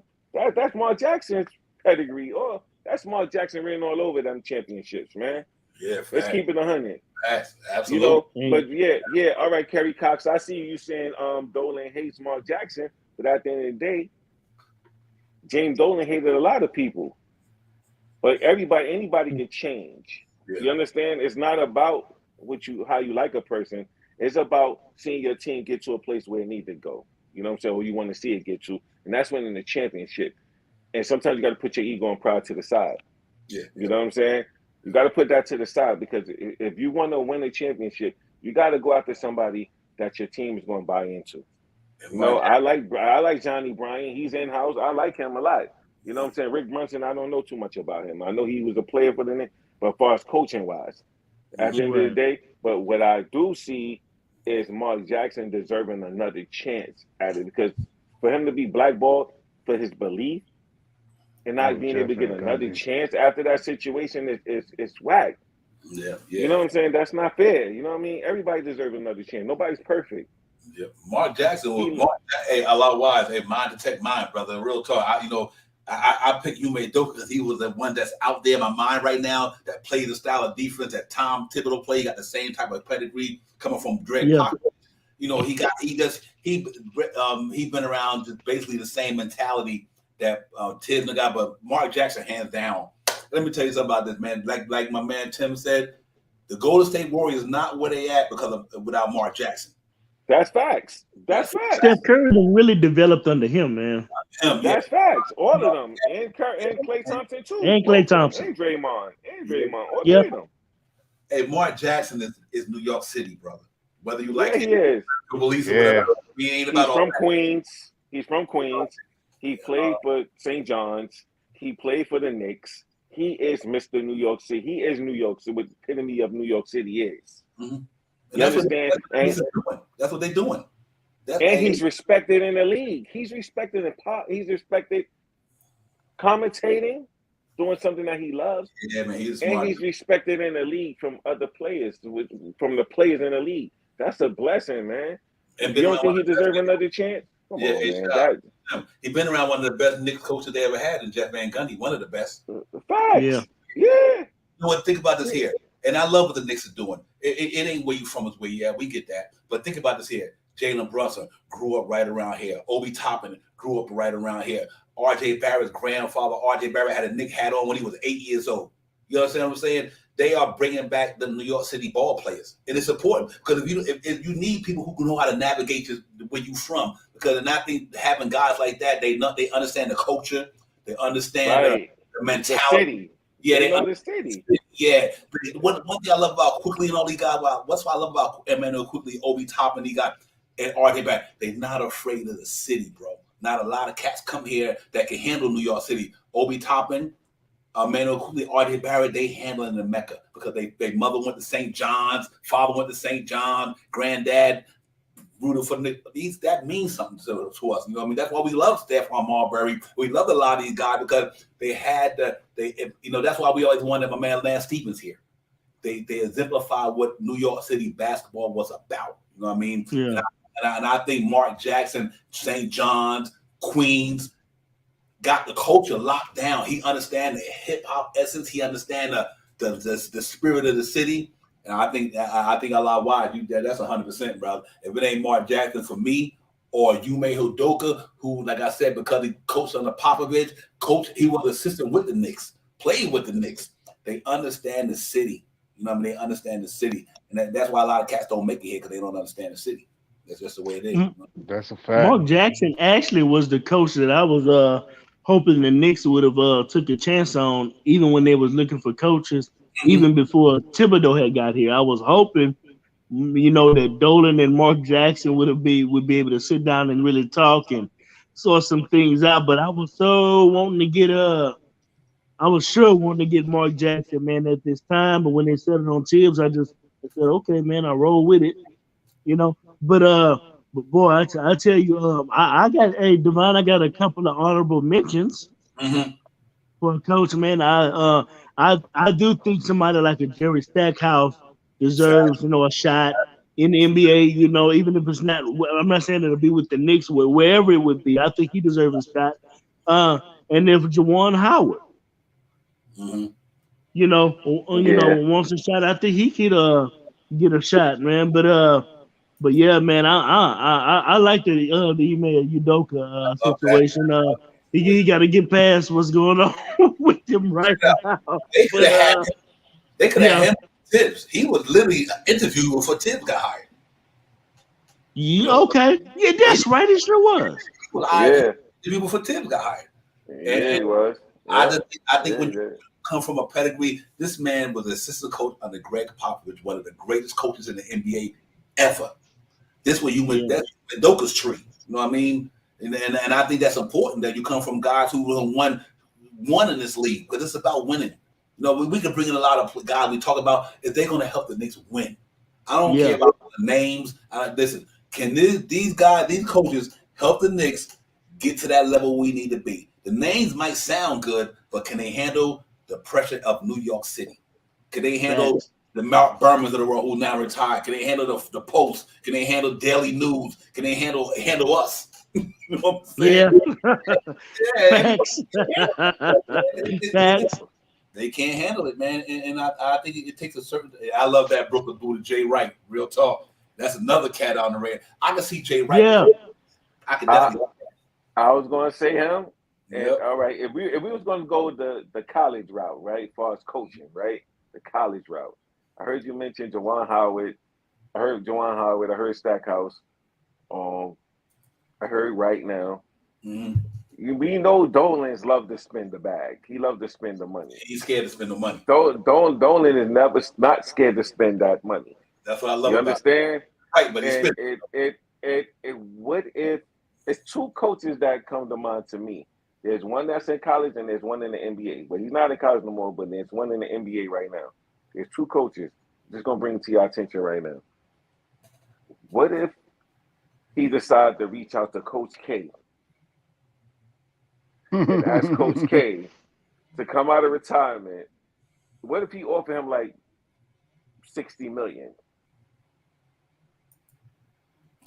for 3 years, or $15 million for 4 years?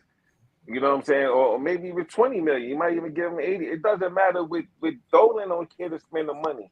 What if he decided to be like, you know what? I'll give you $20 million a year for 4 years, $80 million to come coach the New York Knicks, come out of retirement. Do you think? How do you guys feel about Coach K, that coached the Duke Blue Devils? How would you guys feel about Coach K coaching the New York Knicks? Hey, Tim, I'm gonna have to put my feelings and emotions to the side because I'm a Tar Heel fan. Yeah, I was about to say. I wanted to hear how Divine was going to answer that because I knew that. I was like, "Ooh, Tim, you would have." I'm a Tar Heel fan too. So I had to put to the Tar Heels, man. I'll be like, know how it was for me? It'd be like, I love the shit out of Michael Jordan when he was with the Tar Heels. When he got to Chicago Bulls whooping our butt, I couldn't stand Michael Jordan. I could not stand that dude when he got to the man. I know. Yeah, but that would be a good move though. I ain't got no problem with Coach K. He's a hell of a coach. RJ would be happy. That's for all you brothers. Shop Powers, how would you feel, Shop Powers? I'm not opposed to it. I mean, he's a winning coach. I mean, I think, and he's a defensive minded coach. So I think you supplement him with Tom Thibodeau. It's another seamless transition. And these guys are probably really want to play with him, especially the Duke guys that's on the team with them now. I think that I don't think that's a bad idea. That's exactly why I brought that up. You know what I'm saying? Because of the RJ Barrett. You understand? Because RJ Barrett is the future. You know what I'm saying? It's the star. You might see your man over there in New Orleans might want to come over and join the party. Come on, you read in my head. You're in my head, Shop. I would have to set Coach K if he can get Zion with Cam Reddish and RJ. Jarvis, what you think, Jarvis? Your Mike, can you hear him? He said, "What you think?" I didn't hear him. I think his mic went. He said, "What do you think about Coach K?" Hey man, look, I don't have a problem with Coach K coming, but you know what, man?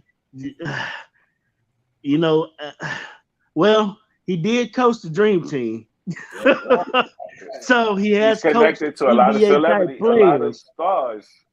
You know, and a lot of personalities, a lot of stars, and he helped make it work. So I don't think he would be a bad choice. But you know what, Coach K, I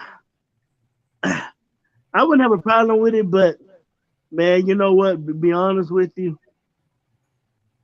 I wouldn't mind. I wouldn't mind like somebody like a Terry Stott. Yeah, Terry Stott. And, or maybe a Quinn Snyder. You know, somebody like that, especially how they construct the offense and how they do things. We definitely wouldn't be one dimensional with them type of guys. But man, if Tibbs would keep Thibodeau and definitely let him focus on the defensive side. While somebody like that focus on the offensive side, boy, I know we just having fun with it, and it's all good. But Hey man, I think the one that's probably going to get the job is probably going to be Johnny Bryant when it's all said and done. But hey man, I have no problem with that, man. But I really like Quinn Snyder though. Yeah, I have one more option. About One more, Devon. One more. One more option, Devon. Hold on. What y'all think about Popovich? Coach Pop. Yeah, I take him. He gonna come here for one more. Look. We know Dolan love to spend the bag. We know he love to spend the money. We know he don't care spending the money. San Antonio, he had his good run in San Antonio. You know where he's going. He need a new start. You know what I'm saying? He want a new start with a different team, and he get to build. He already building something. All he need to do is add a couple of pieces. We know Pop is a proven winner. He's one of the greatest coaches of all times. If we can find some way to get him out of San Antonio to come coach the New York Knicks after Tibbs, if Tibbs don't get it done, oh my God. You know, I want to see coach the Knicks. If they don't get it done, they go to a. I want to see the New York Knicks bring Patrick Ewing to coach the New York Knicks. I was thinking that. I don't think they would. I don't think they would, but I thought that. If I can see him being an assistant. I can see him being an assistant. At least an assistant job. You know what I like? The reason why I say Patrick Ewing, you know, remember when the Knicks turned him back in the days? He wasn't ready for it. He was assistant coach under he had to get in the coaching ranks, I guess. When back in them days when we talk about he didn't even ever coach a team. But when he was an assistant with Steve Clifford in Orlando. Right. Orlando. Same pedigree as Tom Thibodeau, Jeff Van Gundy, all these guys. Steve Clifford, Patrick Ewing, Tibbs, all these guys come from that Pat Riley tree. So you know what they're gonna bring into New York. They're gonna bring that Pat Riley culture back down here. I don't think Patrick Ewing was ready back then because he didn't have no coaching experience. But now he done spent so many years in the NBA. Now he coaching in Georgetown. Now the Knicks go the other way. I don't have a problem bringing him back because I think he done learned so much coaching. And think about where he played at in all his career. He played under Pat Riley. He played under Jeff Van Gundy. He comes from a winning Knicks culture. You know, grit, hard. He played with the best cats New York ever had. So I like Patty Ewing. Can you imagine Patty Ewing coaching Mitchell Robinson? Oh my goodness, bro! He's the greatest Knick ever. Why would we accept him? He's the greatest Knick to ever put the uniform on. Yeah. You know what I mean? His numbers in the Raptors. Yeah. You know, every time he come to the Garden, you know what I mean? It's come on. He got the key to the Garden. He can get in and come and go as he please.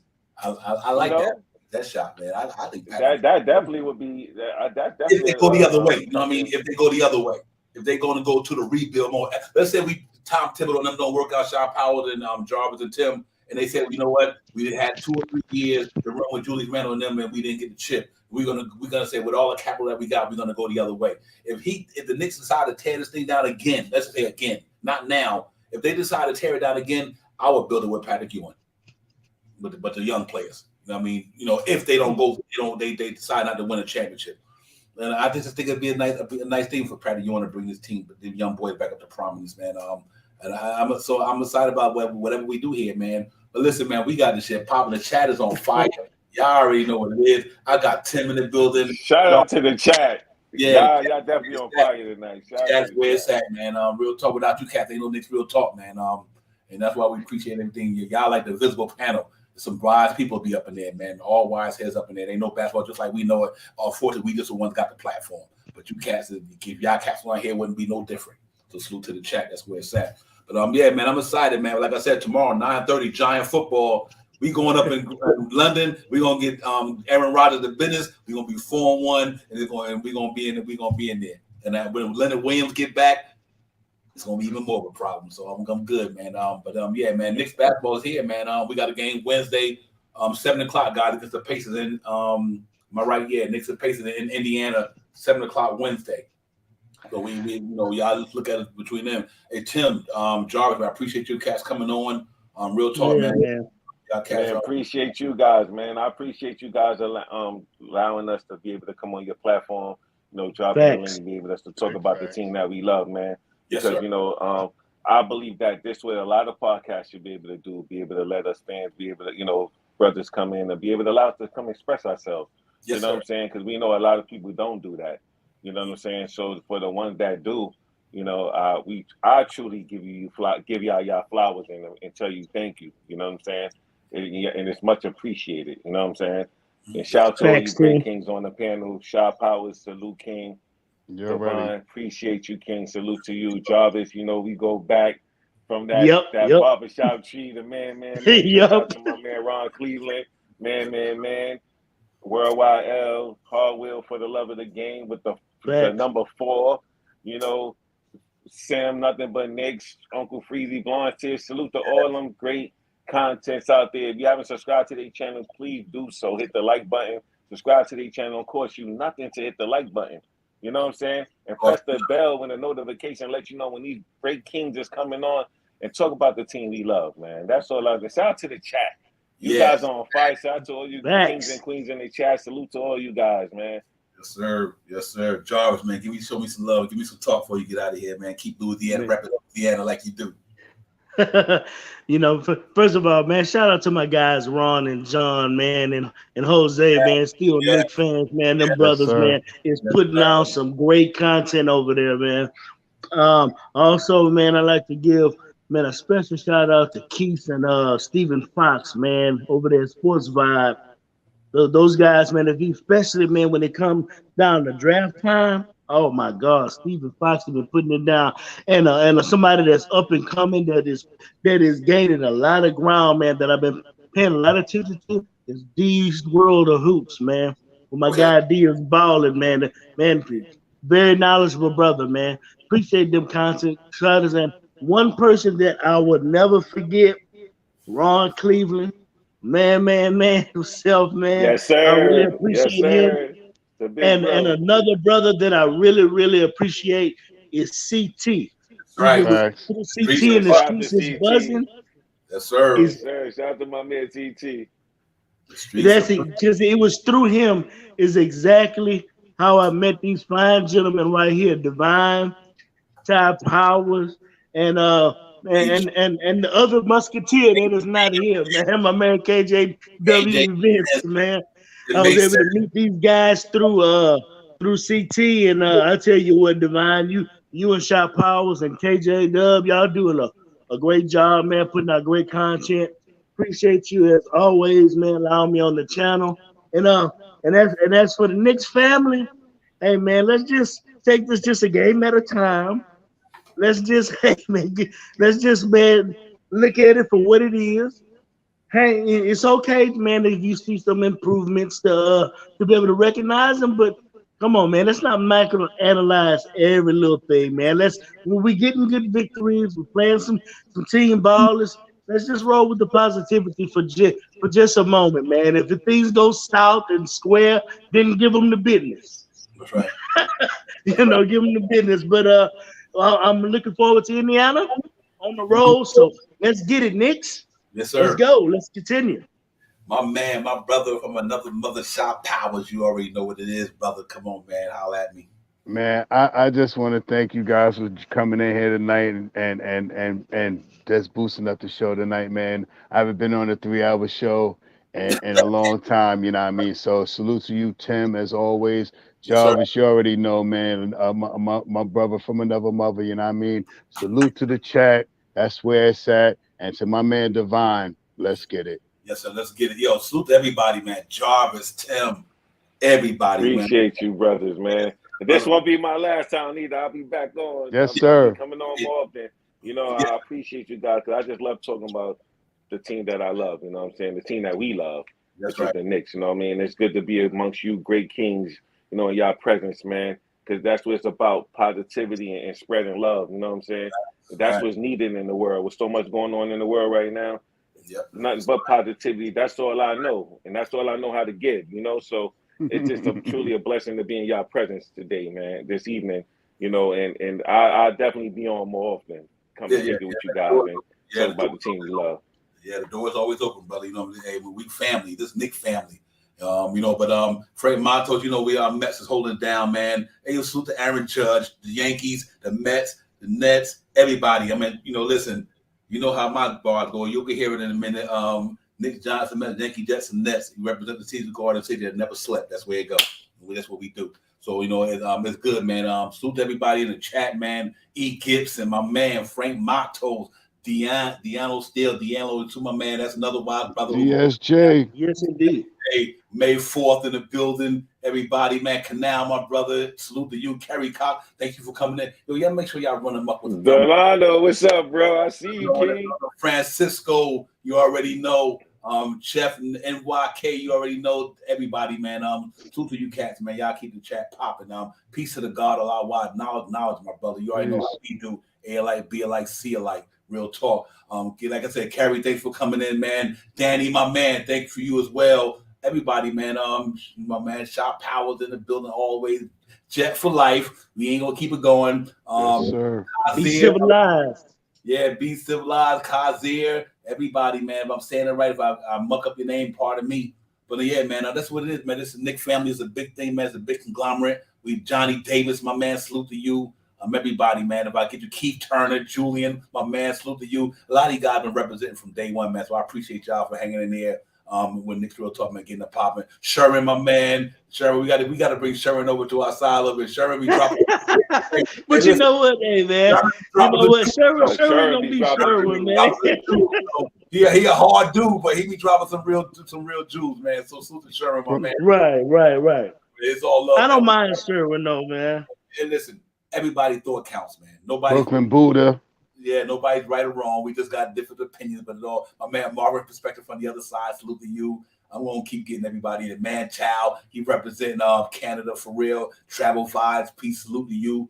Salute to everybody, man. If I got y'all part of me. You know what I mean? But the chat was fire. Yo, peace to God. Be civilized, my brother. Salute. Yes, listen, sir. man, we'll be on pregame Wednesday. Then obviously the day after that Thursday, we got the post game popping off. But first and foremost, man, I thank you guys so much, man, for being part of this Nick thing here, man.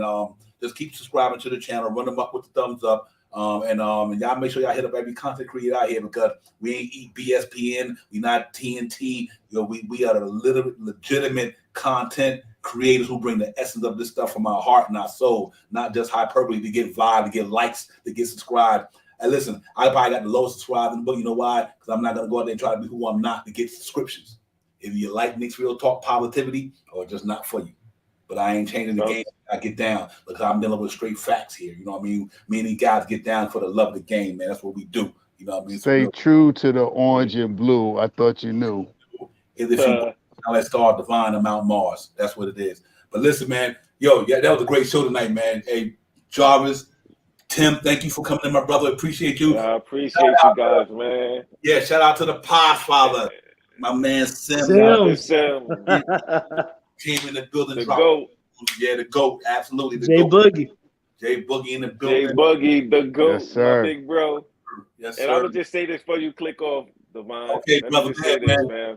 Good things come to those who wait, man. And I believe in that your blessings will overflow. You understand?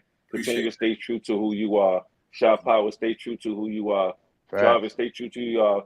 The chat, stay true to who you are. Your blessings will overflow. I promise you that, man. Don't let no negative energy stop you from manifesting your dreams and which you know that you're out here to help do something good. You're doing something good.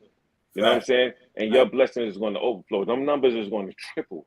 You understand? Continue to stay true to who you are doing what you're doing.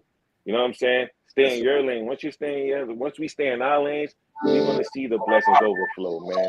That's all I got to say. There you go.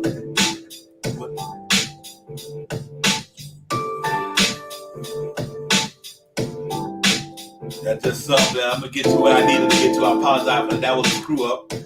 Something we do in the show. One more thing too, Divine. Yeah, brother. But blessings out to Uncle Freezy, man. Much love to you, man. You know what I mean? We all here for you. You already know how to go, Uncle Freezy. You know what I mean? Much love and respect to you, man. You know what I mean? Blessings to Freezy. Word up for you, brother. Prayers up, my brother. We're here for you, my brother. Anytime, every day, all day, man. I'm real talk, man. This is one big community here, man. Let's not get it twisted, man. we do this for the love of what we do, man. So I was trying to bring y'all the promo, man. I apologize for that. I'm just going to drop you with the real outro. That's what we do, man. But everybody, man, just get ready for Knicks basketball. Hopefully we can go on the road and win. And at least we win the game. We don't blow them out, but I think we should go down to Indiana and say, if we could beat y'all by 20-something at the Garden, we could beat y'all by 5, 6, 7, or 8 in your own place. And that's what I'm hoping happen. But the match, yeah, you know what I mean, having the players get some. Cam Reddish, I'm excited about you, bro. 2 points with a plus 15. I'll take that all day, but more than 20 points. Give me a plus 15 with 2 points, then 20 points with a minus 17 all day. I want you to stay in the plus. Cam Reddish, go get it. You know what I mean? I'm looking good with it. So here we go, man. Next we'll talk. Divine, Shot Powers, Jarvis, Tim, the chat. That's where it's at. Thank you, Cat, so much for coming in, man. And we're going to get out of here. But y'all be safe out there, man. Y'all know what it is, man. Y'all be safe out there. Peace. Yeah, let's get it. Let's get it. Man, let's do it, man. Yes, sir. All right, Jarvis. Thank you, my brother. Tim, thank you once again, fam. No problem. Go Braves. Peace, peace. Peace, y'all. Time for Divine Shot, KJ events. This real talks the brand. You understand how we do, my man. I'm on that Friday night Knicks shit, dripping in Knicks shit. Up in the world, most famous arena with the clip. That's the conglomerate. The Knicks real talk, the real prominent. I'm a bit like the Omicron variants, dominant. Paying homage to the cat in the chat. That's where it's at. Cause I'm hearing that. You don't care for hyperbole, we straight facts. Man to right with the mob, the gods. Up in the pod, the squad, the side. My entourage be on the job, my energy. Feeling tripping in tempo. As they took my game plan, and my brand for loop and pursuit. Going hard like the New York City gritty committee. Cause that the Knicks we ain't always pretty, but we all stay giddy. But we afraid the fan base hit the link, Anthony Mace. We drink the logo when there's airspace that appear like square space. Staring down on the Chase Bridge, look at that Knicks City drip. There's 50 dashes on the court, looking pretty legit. I stay true to the orange and blue. I thought you knew for him a few bars to shine like Star Divine to Mount Mars. Knicks real talk. Here we go, let's go. Knicks real talk right here. I'm representing Knicks real talk. right here. Let's get it. Here we go, let's go. We here in the building. Knicks real talk. Let's get it. Here we go, let's go. Yeah, for real. Yes, sir. Knicks real talk. We here. Here we go, in the let's go. building. Let's get it. Let's get it. Yeah, for real. Yes, sir. Let's get it.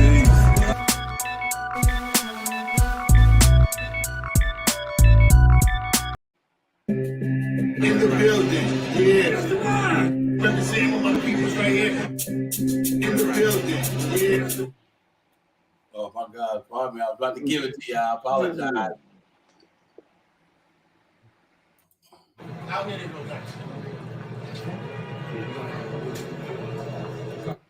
Sorry, my bad, ladies and gentlemen. I try to give y'all a little bit more fire before the night is over. But, you know how it goes. Bars. Salute Divine, man. That joint was fire, King. Keep doing what you're doing, man. Appreciate that, you. that right there was represent the intimate what New York City is about, man. I'm telling you, I'm from the city, so that right there, I felt that. That felt like a New York City vibe, an anthem. You know what I mean?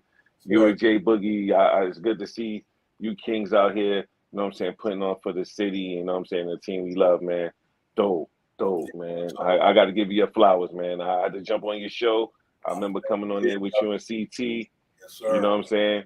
And I just wanted to show love, man. You know what I mean? And just, you know, I want to come out of my comfort zone to come on these shows and talk my Knick talk, man, and just show love to the brothers, man. Because like I said, it is a brotherhood. It is a family. You know what I'm saying? So, like I said, we don't know each other from a hole in the wall, but at the end of the day, it's good to see brothers coming together to become family. You know what I'm saying? So I appreciate you, King. Okay, thank you for opening up your platform. I said drop link, and you dropped the link for me to come on, and I appreciate it, man. Yeah, man. You know what? I was doing it early. They let the chat know. We were doing it like that for a while at the beginning, but it was kind of hard to moderate because I was, just starting to get the thing popping off. So it's hard to moderate when you got a bunch of people. I'm like, listen, but I'm a wild guy in my mind, and at least to me myself, I know we can get it popping, man. So the chat is family. These cats in here are family, man. Real talk. Yeah. Shout out to the chat, man. They make the show. They definitely the number one. They make the show, We ain't doing and to see you brothers opening up the platform, the panel to come on, for us to be able to come on the panel and talk about the team we love, man. Express it. We're going to agree to disagree. You know what I mean? Everybody's not going to agree on the same things. But you know what? We still on here on one accord, and we just want to see the team that we love win the championship. That's all we want to do is see our team that we love win the championship one day, So I'm excited, man. And I'll definitely be coming on your show with you, man, showing love with you, man, dropping these Knicks jewels. Yes, sir. And, you know what I mean? Either through the good and bad, man, because that's what I want, man. I'm getting back out here. You know, since my man ain't on no more. You know, I come from that club. You know, It's been like a little bit stagnant, a little bit with me. You know, especially going through some personal family situations in the past or whatever. But you know, it feels good to open back up and come back into the podcast world with the brothers and show love, man. And that's what it's about, man. I'm gonna be touching on a lot of platforms, man. Just showing love, spreading love, man. Because that's what it's about, man. Well, you know this is always open, man. I appreciate you coming on and listening to the chat. Yeah, right. We hit you out with the promo, the intro to the other show in the building with Divine. I think it's decent, man. Y'all love it, man. But hey, Tim, once again, salute to the chat. Fire, bro. Yeah, I'm gonna drop it right quick, man. Y'all check it out. And only reason I want to put it out there tonight, because like I said, when y'all hear the Obi Toppin was popping, it's an OG like Ananobi, man. You know me. So here we go right here. Knicks Real Talk. Let's get it. And Tim, appreciate you. You already know. I see you Wednesday. All right, brother. In the building, yeah. Representing my peoples right here. In the building, yeah. Representing my peoples right here. In the building with the Bonner podcast, do on behalf of Knicks Real Talk. We got the sass, the math, the truth, the crap, the book, the real sports, from the field to the people, of course. Your support, the Knicks Giants, the Mets, they keep just next. Frankly, we got the team go hard and say they never slept. Better yet, the host is boat, go back to boat. I swear, I ain't clad, I ain't that bag for the boat. 2009, gotta get that tag for the net, not growth. Fill my power like stars, I'm out like goat. Promenade, I'm a toast, the plan for propaganda, man. Got fans who watch this program, who understand who I am. It's the whole G, without the add and no, man, you know me. And you know the show me popping like popping in the garden hole. In the building, yeah. Representing my peoples right here. In the building, yeah. I'm representing my peoples right here. Representing my peoples right here. Representing my peoples right here. Representing my peoples right here. Yeah.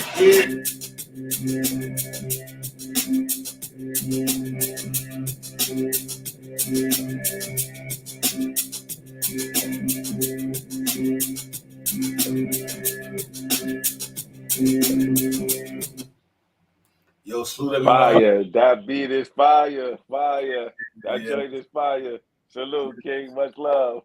Yeah, I appreciate it, man. Yeah, you know what? Listen, man. We'll see y'all Wednesday. At 10, the door's open, my brother. Make sure you get up here and get a pop one anytime to do what you want. Yes, sir. Yo, yes, salute. Sir. You know it. Yes, sir. Salute to everybody, man. Y'all be to the safe. chat. Go Giants, the boys. Y'all wake up, y'all. Giants, yo. Hey, Landon Collins is in the building with us, bro. Landon Collins is back with the Giants. Yeah. We needed a hitter like back. that. Yeah, he was a real. We need his presence, you know. Yeah, we do. We need everything. Because them young boys back there, they good, but they need to be hitters. He's a hitter, so I'm pretty happy. Sir. Yeah, listen, everybody be safe, man. Y'all be safe. Thanks for chiming in. Knicks Real Talk, Divine, Shot Powers. Thank you, Jarvis, Tim, my brother. Appreciate you, man. Y'all, let's get it, man. We out, man. Peace. Peace, y'all.